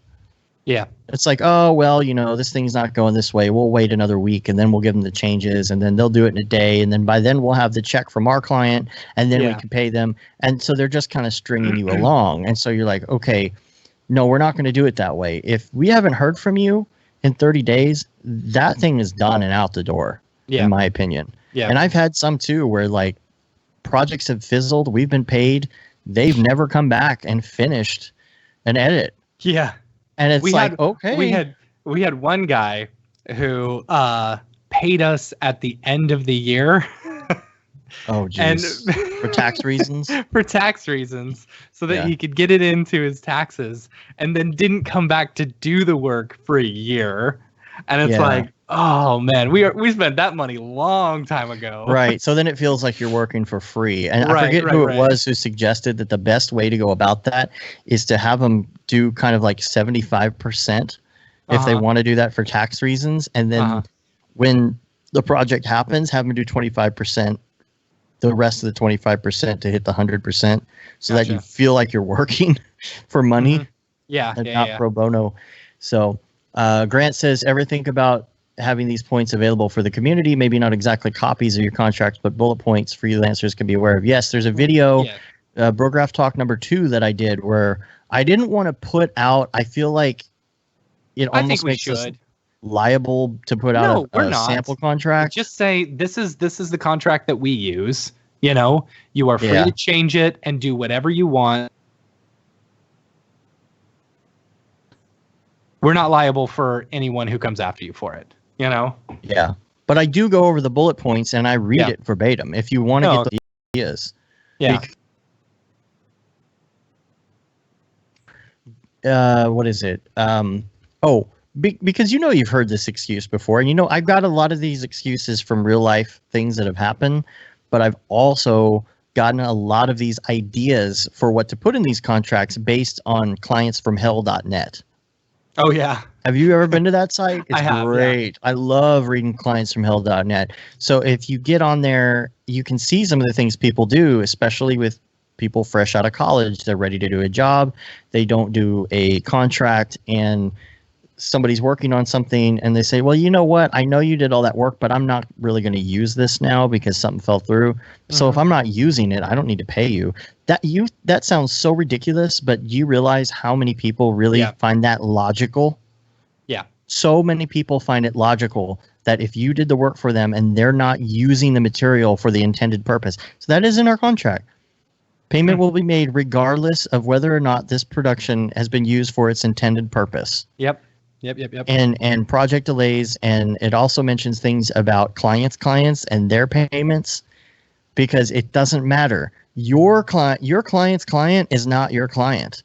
It doesn't matter. I don't care that your client didn't pay you. If you don't have the cash flow to pay me, then you're not doing it right. You're not getting your 50% down from them. For the cost. Right. So if you're paying us $10,000 to do like a logo package or something, and we ask for $5,000 down, well, you should have asked the people you were working with to do the entire media package and the social and the branding and the print work. You should have asked them for enough money to cover your costs to pay other people to do it. If you're going to try and be one of those middlemen. Or you need to have enough cash flow already in your bank account to pay those people the 50%. Yeah. Right. You need to have a way to pay. Don't go into it with zero money. If you're thinking about it that way, as a person, where they're hesitant to pay the 50%, or they say, well, I need to wait for my client to pay the 50%, that instinctually should tell you that they don't have enough cash flow, which means they may run out of cash in the middle of this project, and may not be able to pay you at the end. Or even if their client does pay them, they still don't have enough money to pay you. So, well, okay. So, here's another topic. Canceling on a job. If your client cancels in the middle of the job. Now, this is also in there. If your client cancels in the middle, they're required to pay for what has been done labor-wise up to that point. Yes. Maybe you didn't do the final round of renders, but that's fine. You pay for those hours. And you have to be very clear on revisions. So we are thinking about now doing an email that goes out separately from the contract that outlines these things and says, don't forget that this is how we're going to do this process. Welcome to Nexus Motion. Here is our regular process. So they know, so it's very clear. And you also have to make it clear, we've learned in the last couple months, that if you are doing, say, an explainer video that has a lot of Illustrator boards, whether or not those Illustrator outline boards are actually considered a rough draft or not. Because if you're doing 3D work, you'll probably do a wireframe and a 90% deliverable, low sample render, and then a final render. And those are your three versions. But if you're doing an explainer video or 2D work, it starts with the boards and then it goes to 90% deliverable and then the final product. So those are kind of two different things. And we've learned that you need to really be careful about specifying that. And there needs to be an email that goes out that shows that. The other thing you have to do is when you are sending these revisions, the thing that I like to do is, number one, I label the file that I'm sending rough draft. Yeah. I got myself in trouble by not doing that, and have now started doing that. Because when you do 90% deliverable, it's like, okay, that's what this is. Final version, that's what this is. If you want more after this, you got to pay. Yeah. And so the other thing about that is that when you write it in the email and you say, here is the 90% deliverable, you also say, I mean, make it a text expander thing, with pre-made text, or make it something on your notepad you can paste in here in the middle of your email that says, here's the such and such version of this file. Make sure you share this with all the decision makers at your office and everybody who's going to be involved in this round of changes so that we can efficiently arrive with another round of changes. And the reasoning for it, if you talk to somebody about the reasoning for doing it that way, and the reason that you can't get feedback from the CEO on the rough draft, and then you start working on it, and the next day you get feedback from the CFO, and the next day you get feedback from a producer that works there or an art director, because all of a sudden you're doing 5 versions to do the next round of changes because everybody keeps changing those as you're making them. You're getting all these emails. Well, that's good, but I don't agree with Bill on the fact that we should change his color to blue. I think it should be fuchsia and fuchsia only. Yeah, and I'm Dr. Phil all of a sudden. Who cares what Bill thinks? So dude, you have to make sure. I just got the worst text message. Don't be this person, right? Okay. So I'm trying to buy a new car, right? And so I've been looking up stuff, on this, and someone just texted me. They said, "Matt," and I said, "Yes." New phone. Who dis? And they said, "Hi, this is Matt from Rockwell Dodge. I'm your new best friend that's going to sell you a car." And I said, that's a very salesman way to start a conversation. Can I just throw out a suggestion and please at least try driver select? It's the best experience No. ever. I don't want a used car. I want a brand new car. I don't like knowing other people's junk was in my car. Dude, I got my freaking Well, I'm not going to drive all the way out there. I'll drive 10 minutes from you. Anyway. I got that badass Tundra with redone custom exhaust that somebody did, and they sold it after 12,000 miles, and it was like $20,000 cheaper than brand new. It was so worth it, and I didn't. Oh man. Anyway, we'll talk about that later. Anyway, a funnel. Think of this as a funnel for your client. Okay, if you had a lot of people and you're doing a project by committee and they're working with a whole bunch of people where they're at, you need to tell them inside of that email that you send them for revisions, make sure all the people come together and come up with one list of changes and funnel it to us as one list of changes. Yeah. And if you're telling them why, the reason is because we are able to give you the price that we're giving you on this because we have this system, and this is why this system works. Because we do these 3 rounds, and if everybody does what they're supposed to do in these 3 rounds, then everything's going to work perfect, and you're going to get exactly what you want in those 3 rounds instead of going through all this stuff and maybe spending more money in the end. So if you want to have this price, you got to work with us to keep our efficiency up. This is a system that works for us, and that's it. So Billy in chat, Gurnge, Billy Chicken, just said, I want to shout out the freelance contract bundle that came out today. For most, if I'm correct, is that the US one? Because I knew they had a UK one already. So, yeah. And Don Brett, brings up a very good point. Says, on top of that, make sure it's only one person sending you the list of changes. Well, that's what I've been saying. One point of contact. Instead of funnel. Yeah. And so, did I close that tab? Oh man, I had that tab. I was gonna let me bring that up in my history here. You don't want to see my full history. So, I guess this is a company or contractor or something, but he has actually built this deal for his site. But it's a great judge on this animation price guide. Let me see if I can bring it up here. And we got on the topic of how much do you charge for something? Because somebody will come to us. Yeah. Let's just say, how much do you charge for a music video? I'm like, 100 to 1 million. $100 to $1 million. You have to tell me. And first of all, this is why, and then we'll talk about this in a minute, vetting the client. This is why if somebody comes to you and they say that, they're already out. If anybody comes to you and says, how much will you charge for a music video, and doesn't and expects that you have one price, that's a huge red flag, client red flag. So there's different types of animation. So if you look at this site, this is Get Right, WRIGHT, getrightonit.com/animation price guide with dashes. You'll just Google it. And I'll put it in the show notes as well. Choose the medium. So you've got 3D animation and VFX, motion graphics, 2D animation, and stop motion. Mm-hmm. Good. What's the website again? I want to follow along. Sorry. Getrightonit.com, WRIGHT /animation price guide, animation price guide. I think if you Google it, you'll probably have good luck. So, and choose the medium. Let's start here and let's just look at this, because we looked at this during the meeting today and it looked like these prices were pretty on point. And I like the way that this is laid out, because under 3D animation and VFX, you have stuff like character animation, product engineering and visualization, robotics, automotive, product visualization, cartoons, CG, product demonstrations, iPad stuff.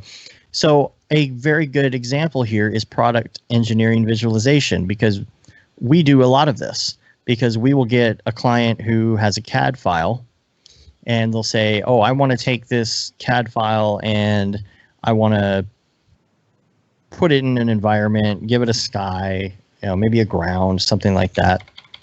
Let me make this a little bit bigger for you to see here. And for the most part, all you have to do in that situation, which is why this is a good way to make money if you're new in freelance, is you get a CAD file and you bring it into Cinema 4D and you convert the materials to Octane generically and throw in a sky, and 90% of the time that's all they want. And they're ecstatic to get that. Yeah. Super ecstatic. Or they don't need you to be they don't need you to be Raphael Rao and like get in there and get the perfect metal, and some of them do. Don't get me wrong. Look at Chris Pretty stuff. Yeah. Like he's doing some gorgeous product visualization, but that's because they're paying for that. Yeah. And a lot of people aren't going to pay for that, but you can still make large chunks of money by doing just simple ones for companies. A lot of industrial districts have places that need this kind of stuff done. And so if you look down here, you got the duration, let's say 1 minute. The only thing that I don't like here is they have television, advertising, and film, where I wish they would have like web, television, and film as the quality. For a 1 minute product visualization, that's $7,407. I think that is very accurate. In terms of like what we've done before. And I think that's very accurate. But they divide this up too and say, okay, well, what is 3D animation versus motion graphics? It doesn't necessarily mean motion graphics is 2D. There's a lot of 3D in here. But motion graphics are going to be explainer videos, abstract stuff, advertisements, the stupid whiteboard things that automatically scream spam to me or scam. And this is the kind of stuff where you're going to be doing a lot in After Effects. You're going to be doing graphs and other visualizations. So let's say like, do they have explainer? They don't really have explainer. I'm interested. Yeah, but you would just do it as like 2D animation, Well, like whiteboard animation. Motion. Yeah. Oh, they've got that listed at like $4,000. I don't really know.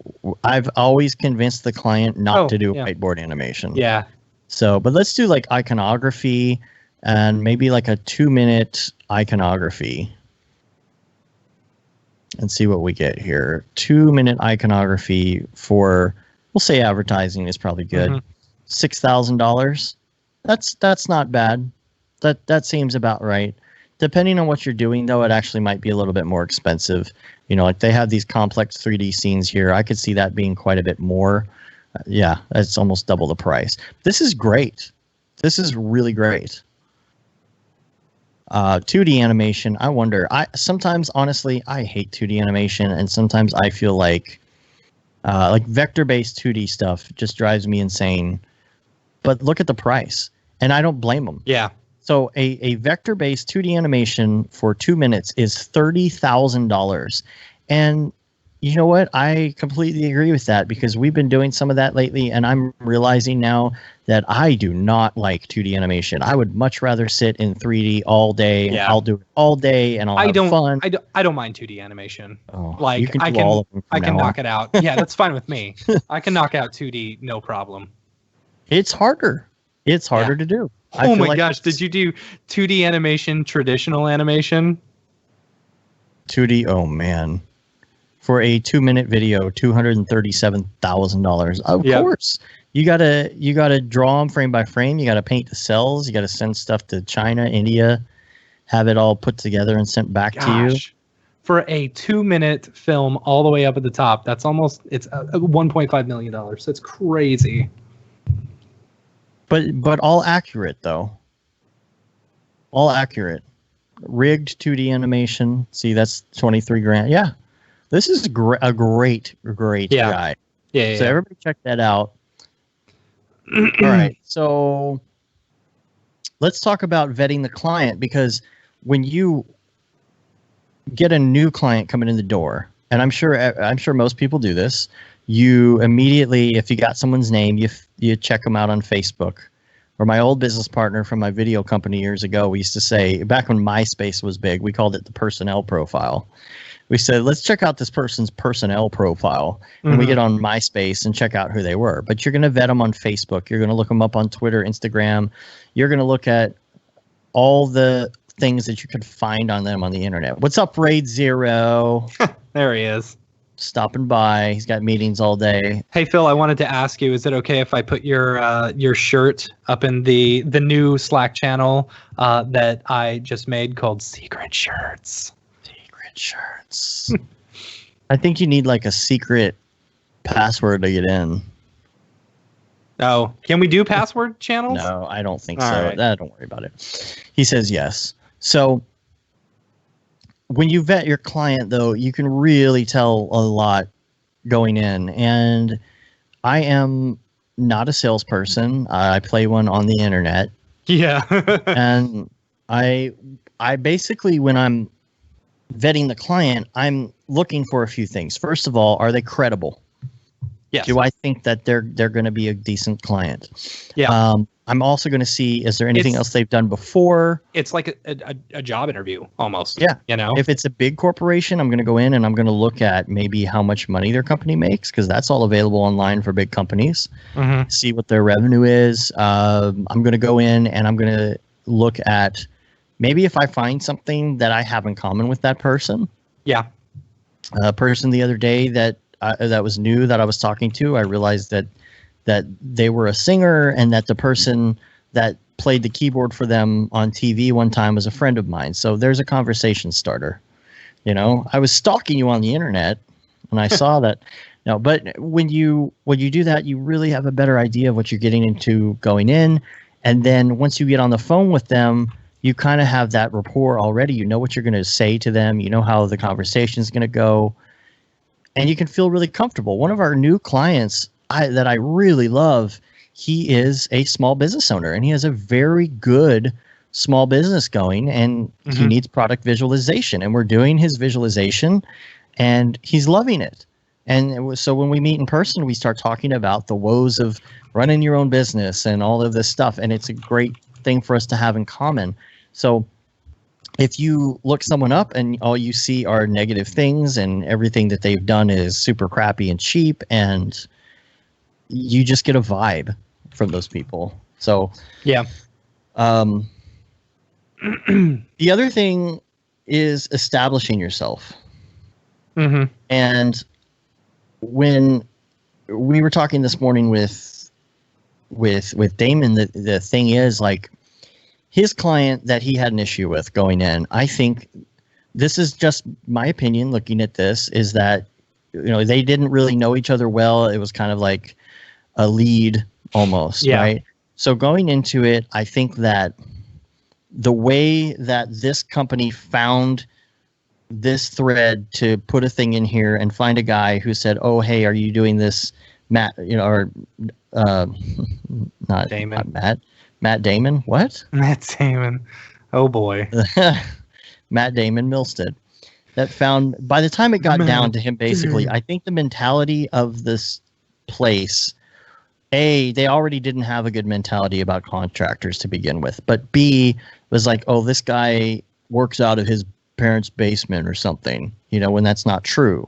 But when somebody gets that mentality and gets that image of you in their head, they're going to think exactly that. And so what I told Damon this morning is, when you talk to a client for the first time, do whatever you can to establish yourself as a big business. Yeah. You know, you don't have to make it sound like you got a skyscraper in downtown or anything, right? But make it look like, oh, I got so many clients like you. It doesn't even matter if you want to do work with me or not, because it's going to establish your dominance where you're like, okay, we're going to do this. Portray confidence. I wouldn't say exactly. You have sometimes. No, you have to portray confidence. You have to be confident in what you're selling and what you're doing. Otherwise, they're gonna not be sure about you. There might be a little bit of dominance. I don't know. I feel like there are some people that feel like they can step all over people, and if you don't, if you roll over and show your belly instead of showing your teeth, I feel like they're going to be okay with screwing you over, or they're going to say, no, we don't need to sign a contract. But if you're like, oh no, this is what we do. We always put 50% down and you sign a contract and it's payment on delivery for the first project. Then after that, all our clients pay net 30 once we've established them. And they're like, oh, okay, this person knows what they're talking about. This person must do this a lot. So if we're going to do this, we're going to have to do it this way. Yep. And so do contracts. Yep. And you have to have that. Even if you're not good at it, you got to have a switch that you can turn on and be, hey, I'm Mr. Sales Guy. Blah. Hey, how you doing today? Not in that barfy vomit way. I'm your new best friend. I'm going to sell you an explainer video. There you go. But you do have to do that. You want to make yourself sound like a certain type of person, even if you're not. And I hate that, but you just have to do that. Yeah. Because I'm not like that. I am an introvert. I get out of the podcast and I sit here and I do my thing, and I lay around and watch Netflix. That's Dave talks more during the podcast than he does during the entire week. Yeah, absolutely. It's the switch. You got to have the switch to turn on, and it takes practice. Yeah. It takes a lot of practice. And you won't get it immediately. You won't get it immediately. You know, it's just like if you're learning design skills, you don't know it immediately. You know, selling yourself as a freelancer or whatever, you got to learn, you know, you gotta take the time. And I feel like the service industry is responsible for helping people get to that point. Yeah. Yeah. I really do. I feel like if you are a waiter, a bartender, if you did like me, I served popcorn and worked at a movie theater in high school, anything where you are forced to talk to people, you get over that kind of weird awkwardness. Yeah. And people who don't do that, I think, have a lot harder time later in life having that social business interaction with other people, that sales interaction. Yeah. Stephen Shook on the chat said something, it brings up a good point. You could also use a business location service, i.e. either having meeting rooms and a receptionist to answer your calls, normally not too expensive. Yeah. One of the shared spaces, you know, lots of people use the shared spaces. Yeah, we use them and they look from time impressive, to time. You know. But when you're working internationally or on a national scale, that hardly comes up. I mean, how often anymore do we even get anybody that wants to meet up in person? We got so many clients that I've never seen face to face. Yeah. One guy that we've worked with for 4 years that he's like my best friend, you know, he's one of my favorite clients because he pays immediately. They're not the best, you know, the highest paying stuff, but it's solid work every month, and I've never met him. Mm-hmm. Yep. You pass him on the street, you wouldn't even know. I know, right? You know, that's what's crazy. That's funny. But yeah, if you do have local stuff, that is a great thing to have. We've done that before. I know some people that did do the receptionist thing for a while where they had the shared receptionist. But for me, I feel like if you are maybe a video company as opposed to a motion graphics company, that's a little more useful. I just don't feel like having a person answering a phone somewhere and paying them to do it is really helpful for us right at the moment. Yeah, I agree. I still like the fact that right now you can call me directly and I'll take care of things. Yep. That may not stay that way, if we want to get to a certain point, but I think clients really do like being able to talk to the people that are working on their project, or even if you do get big, if they can call in and talk to the art director, or they can talk to the person that's working there instead of talking to, say, the front desk. So something I just happened to write because I was turning 38 and being reflective and probably having a couple too many whiskeys, but I wrote on Facebook the other day, if anyone is on the fence about being their own boss, my advice is to do anything in your power to make it happen. It might take sacrifice, planning, savings, but do it and you'll never look back. I don't know how I could ever answer to anyone ever again besides a client, but there's not a better way to work. The most freeing feeling in the world is knowing that you can do everything the way that you want to do it. Yeah, it is. It's terribly frightening at times, but the times in which money-wise, sometimes.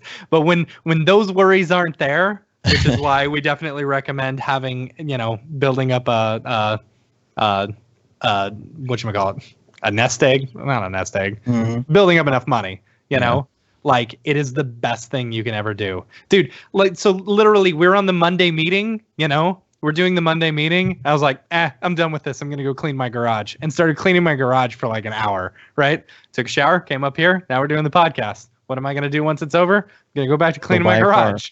Go buy a car. Nah, I'm going back and forth with this guy. I'm playing him off of the Honda people, I'm like, oh, well, Honda's telling me this, even though they're not. Telling you, man, driver select. Nah, dude. At least just check it out, because you can go on the website and you could find something you're like, oh my gosh, and they'll be like, oh, you want it for that much? We can do that for $0 down. They will never go back and talk to a salesperson at all. They'll say, this is the price. How long were you there? I was there for an hour and a half. That's a long time. No, are you serious? Okay. To buy a car? Old. I don't want any used cars. It was a year old, and I got $20,000 off of it, and it had modifications on it, which sound amazing. Modifications. And so I got all that money off. Like, I showed up, and I was like, yes, I totally like that truck. They said, all right, here's the paperwork, and you agree to this much, and $0 money down, and I signed it, and they washed it. I got there at 3 o'clock. I left at 5:30 with a brand new truck ready to go. Boom, completely done. The guy texted me. It's only like $1,000 off of the retail price. What are you talking about? For I'm what? I'm looking at it right now. Yeah, but I don't. I mean, it depends on the car and let's do all that other information. Okay, well, you keep doing that, and I'm going to talk about some links. Have you seen that Mark started a new podcast? The creatives on board, like snowboarders, skateboarders, and stuff that do video work, kind of like Barton, Yeah. I think that's super cool. So we'll put a link to that in the show notes as well. There is a new tutorial out right now. Not tutorial, I'm sorry, but a new guide from FX Guide. They've got this video there's a new course on DaVinci Resolve, the new DaVinci Resolve, and because there's so much built into it, and you can it's built into it now, Fusion and all that. Yeah, I think it's a lighter version of Fusion, but yeah. I'm feeling like I want to. Wait, no, it's Fusion, but it's a lighter version of Resolve. Isn't that right? I don't know. I don't use either of it. So I'm really thinking I would like to maybe take that course, because I really need to get more into color correction, I feel like. Yeah. Not because I'm doing a lot of video, but I wanted more color correction on 3D renders. So yeah. Thinking about looking at that.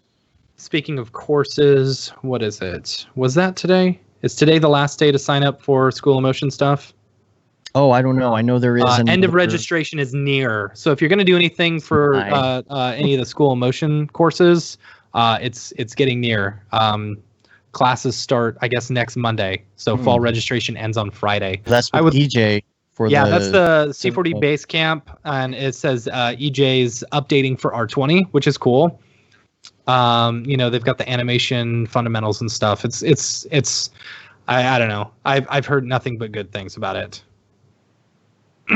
So we're talking about doing that too. I don't know where we're going to fit that in, but we're going to try and do a Colorado C40, maybe November. I don't know. Yeah, I don't know. The MDC Colored Nature Best Entries. The finalists of the motion design contest have been posted on Facebook. I'll have a link for that in the show notes. You can check that out and see. It's really cool looking. There's a lot of cool looking pieces and kind of all strung together. And let's see. Oh, okay. I want to say it's the same guy. You know, the guy who made the deer in the forest that's on the Facebook Octane group? Yeah. The main header now. I think he's starting to do tutorials. He did this one on how to create roads using directional textures. Mm-hmm.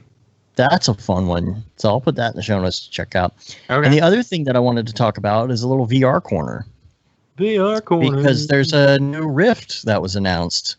Yes, there was. Their little Oculus Rift 5 conference thing, whatever it was. I didn't really get to follow too much of it, but they did a new Rift, a Rift called Quest. And ding, okay, this is what I'm trying to figure out, because I'm looking at that and I'm like, okay, this has a lot of cool stuff in it. I'm not sure why they redesigned the controllers. I think the way the controllers were already is amazing.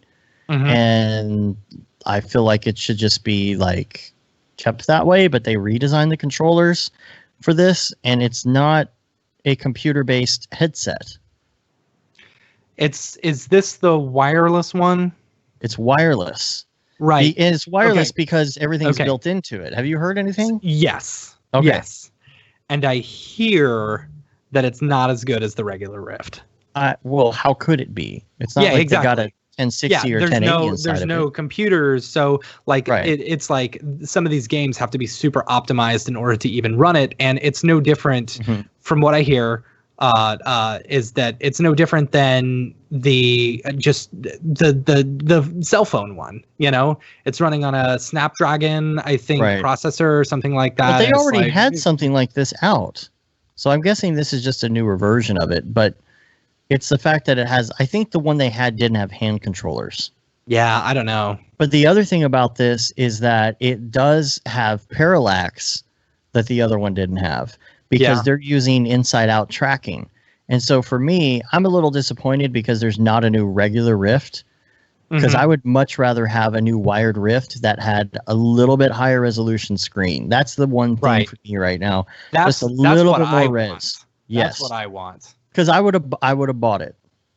Oh yeah, Sage. We are talking about Quest. I want to see what Sage has to say about this. So just type it all in the chat. Let me see. Let me see what you got, because I want to know your thoughts on this. Because first of all, I don't know why they changed the controllers. I feel like they were fine. Maybe there's a reason for that. But the inside out, I feel like if they come out with a new Rift, it needs to have high resolution screen, which we know is possible at this point. It needs to have inside out tracking, which apparently is possible now. So why didn't they come out with a new one? He said it's a Pixel 2 internally, but it has hardware optimization that a phone doesn't have. I guess they could probably, fit more stuff in there because it's not a phone. So it's using all the guts from that. But I'm like, why isn't there a new Rift? That means we have to wait another year for another Rift. I mean, unless they're going to do something soon after and surprise us, but it seems like if they were going to announce it, they would have announced it at the Oculus Rift convention. Yeah. I don't think they're going to. Like, I just don't. I don't think it's going to happen. Like, I don't think I think they're. I think they're going in the wrong direction by doing some of these more mobile, low quality ones, and then they're going to see. I think Vive is going to make take a big leap, and they're doing the higher resolution one. I think people are going to like that, and then they're going to, and they're going to make it wireless with your computer somehow, with somehow super low latency wireless HDMI, or maybe even if it is like a proprietary dongle that goes into your HDMI port, and it's going to be higher res, inside out tracking. Chris H said Mark kind of hinted at it in his keynote, I guess, about a newer Rift. Sage says there isn't another Rift because they want to get more people into the headset, and a new Rift is a more expensive Rift. They want cheaper stuff. 5 Pro is out and is wireless. But why don't they announce it? Because I would pay more money for that. Yeah. I don't know. I know it's $399, Maybe- but I maybe pay the- $499, $599 to have like Yeah, dude, we a paid lot more $1,000 for the all original. riffs. Yeah. So I'd be willing to pay half that. And that's the thing. There's a game that is coming out called Transference, and I sent it to you. It was very, very similar to an idea that you had for a game for VR. I'll post a link to that in the show notes. And then Brandon Clements posted this. Sage says, but a full wireless Vive Pro setup is 3 times the price of a Rift. Yeah. Yeah. Okay, but the thing Brandon posted was really cool. I don't mind a cable. I don't mind a cable either. I don't mind a cable at all. Mm-mm. If it was just a little bit lighter too. Yeah. I feel like it gets a little bit heavy sometimes and sinks down, and the screen ends up getting a little bit blurry because it's starting to slide, and I can't get it to really stay. It just needs to be a little bit lighter and feel a little bit lighter, and maybe somehow be a little bit less heavy and hot on your head. It gets hot. Yeah. When you're playing Beat Saber or something, you cannot take off the helmet. If you take off the helmet and put it back on, then it's just fogging for the rest of the time. Yep. It's the worst need thing about having anti-fog. glasses. Yeah. Anti-fog. No, you need anti-fog on your glasses as well. Yeah, and anti-fog inside you could buy the little anti-fog wipes. Honestly, I would rather have like the lenses. Back in the day, you could switch out with the DK1. You could actually switch out the lenses to where you didn't need glasses. Didn't need glasses. That's what I would like. Yeah, I think there was some talk about that too.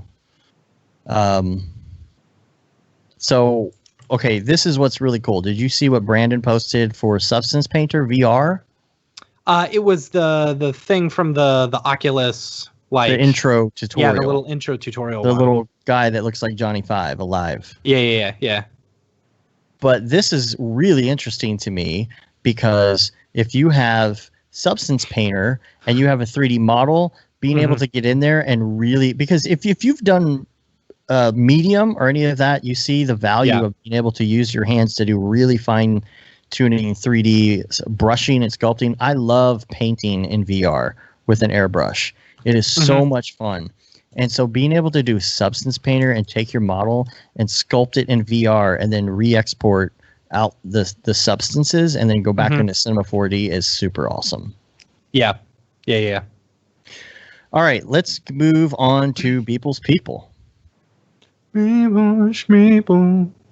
Where'd you meet Steve Teeple? Steve Teeple. Teeps. I wonder how Teeps is doing. I don't know. All right, I'm going to open up my Beeple viewer of choice. So get out your Beeple viewer of choice, and we're going to go to September 25th, year of our Lord 2018, to hydrofoil.40. Whatever that means. Whatever that means. If I haver. All right. Where is 25th? 25th. 122 and an eighth. Where is 122? Knew that was coming. Here it is. Do you think he did just do a slice on a Taurus and then added the extra stuff on there? I just built a bunch of stuff up on it. Mm-hmm. Probably. I bet you probably did that. Probably. I'm looking at this, though. I'm wondering if this is... It says hydrofoil. You know, we've talked about these portals a lot. Mm-hmm. And we've just called them portals. Is the name of the portal itself hydrofoil? Or they snap. call it I like that. Because it's hydrofoil.40. So maybe the way that they name their portals is with the dot at the end. Yeah. Like a star date or something, you know? I like that. Tony asks, are any of the third-party renders like Octane or Redshift R20 ready yet? Yes, Octane All and of Redshift both are. Yeah, all of them are. Yeah. Make sure you update your maintenance on Redshift. Whoops. Bum, bum, bum, bum. Or do you think that the space background here is orb? Maybe. Yeah. It could be. Think you tried out the orb? I think so. Did you see people are already selling templates on like Envato and stuff using Orb.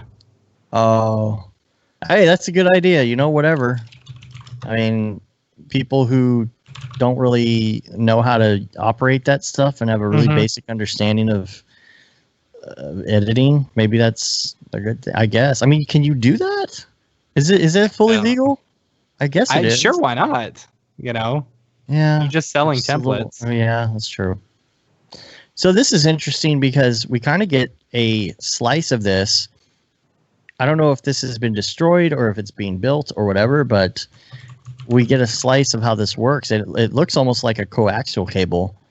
It's like you got some shielding on the outside, and then you've got the coaxial middle, and that maybe has something to do with how this operates. So I like this. I think it's being built above the earth. Hydrofoil number 40. Let's also go to September 29th, Citizen 1. Citizen 1. Okay. So I've got some different thoughts on this. All right, let's hear. We're always talking about the other planets and stuff like this. I think maybe this is possibly Earth. Okay. But I don't know.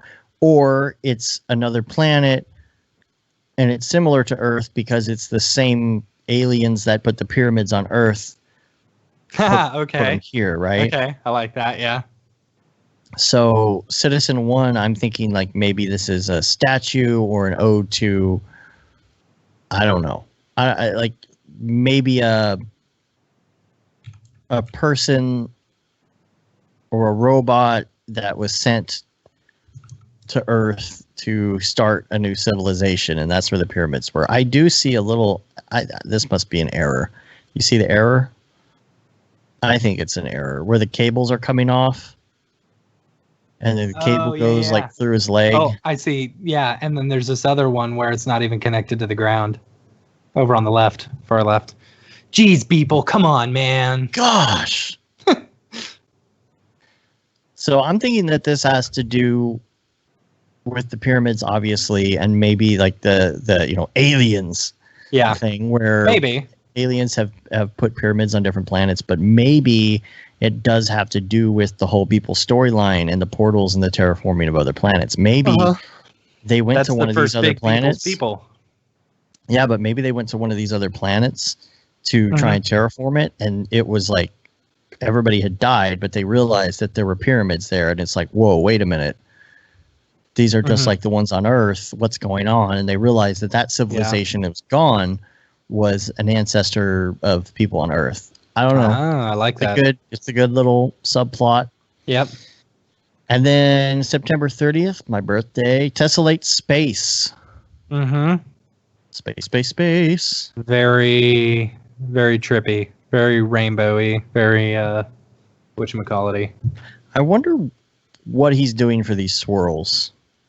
Looks like... you think it's just textures, or... I don't know. I think it's the dispersion or whatever. The dispersion, though, doesn't do that swirly of a... I don't know. It's almost like it's an HDR with swirls reflecting. Yeah, maybe. I don't know. It could just be like an index of 1 on everything, and they're all like fully reflecting with no blur, no roughness. I don't know. I just thought it was a cool looking one. I don't really have any thought on how that adds to the universe. The Beeple universe, the Beepleverse, as they say. The Beepleverse. As they say. They. So. All right, cool. Yeah. Thanks for the happy birthday, Sage. All right. That covers that, and I think we're good. I think we're gonna get out of here. Yeah, dude, 2 hours. See, told you it was a good show. Really good. I like business shows. I like when we can talk business. I think we're gonna again do the Bro to the Future 3 next week, so stay tuned for that. You can rate us on iTunes, leave a review, subscribe to our podcast. It helps get our ratings up. Here's a thought. What if we get stuck in the past? And so we have to figure out how to edit our way to the future, back to the future. Maybe we're the ones responsible for Kubernetes. Oh, I like it. No, we made Merc AI. Oh, there you go. Thanks, Kevin. Yeah. All right. You say that you've been there, done that, got the T-shirt with the no Mograph T, the Gate and DeSimone limited edition shirt. Did we turn that off? Did we get rid of that? I don't think so. Oh, okay. Well, special 1 week extension. 1 week. You're in charge of that one, so that's not me. If you want any of our other shirts, you can go into our secrets new channel in the Slack called Secret Shirts. If you go to Amazon and search Brograph, you can find the ones that are considered public. Yes, but a lot of these are not. We've now got the Node Commander one up in both black and white. The logos. We got the Render Wars one. We've got our new Mograph ones, and we've got the Raid Zero shirts. Okay, and then you need to put Octane Jesus in there, and I don't have those. Those are yours. Okay, those are under yours account. Yeah. Yeah, Perry, Gate and Extension. And we've also got the Feel the Bab 2020 shirt. All the profits that go to Doctors Without Borders, and the Render Things shirt, and hoodie, and pretty soon long sleeve tee. Yes. For all of you who are living in an environment like us, where it's not really that cold, or we like to call fat people weather. Yep. Love myself some fat people weather. We're on Fatbook. Fatbook. We're on Facebook, Twitter, Instagram, and of course YouTube, Brograph.com. And we can't wait to hear from you. Email brograph@brograph.com. Thank you very much, everybody. All right.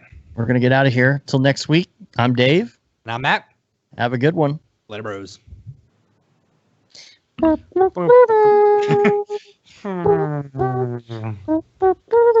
play it. There we go. I was listening to some chill hop yesterday. It was pretty nice. It's like, hey, I can work to this. That's the point. Okay, so I went on Driver Select, and they have an Audi. Really? SUV. Yeah, and I was like, okay. Yeah, it's only got 12,000 miles on it. So I'm telling you, you would be so happy if you got that. You'd be like, a really good price. You would not the only thing is you can't haggle. Like, it's the price. I mean, I told them, I said, this is what I want. This is what you guys have to work within this, And so they're like, all right, we'll call you. But if they do it and they say, this is what we got, you will show up, you'll check out the car, and you will be in and out of there and done by the end of the day. Yeah. Well, I'll have to wait until Amy gets off of work. But even so, you could get out of there so quick, dude. I'm telling you, if she got off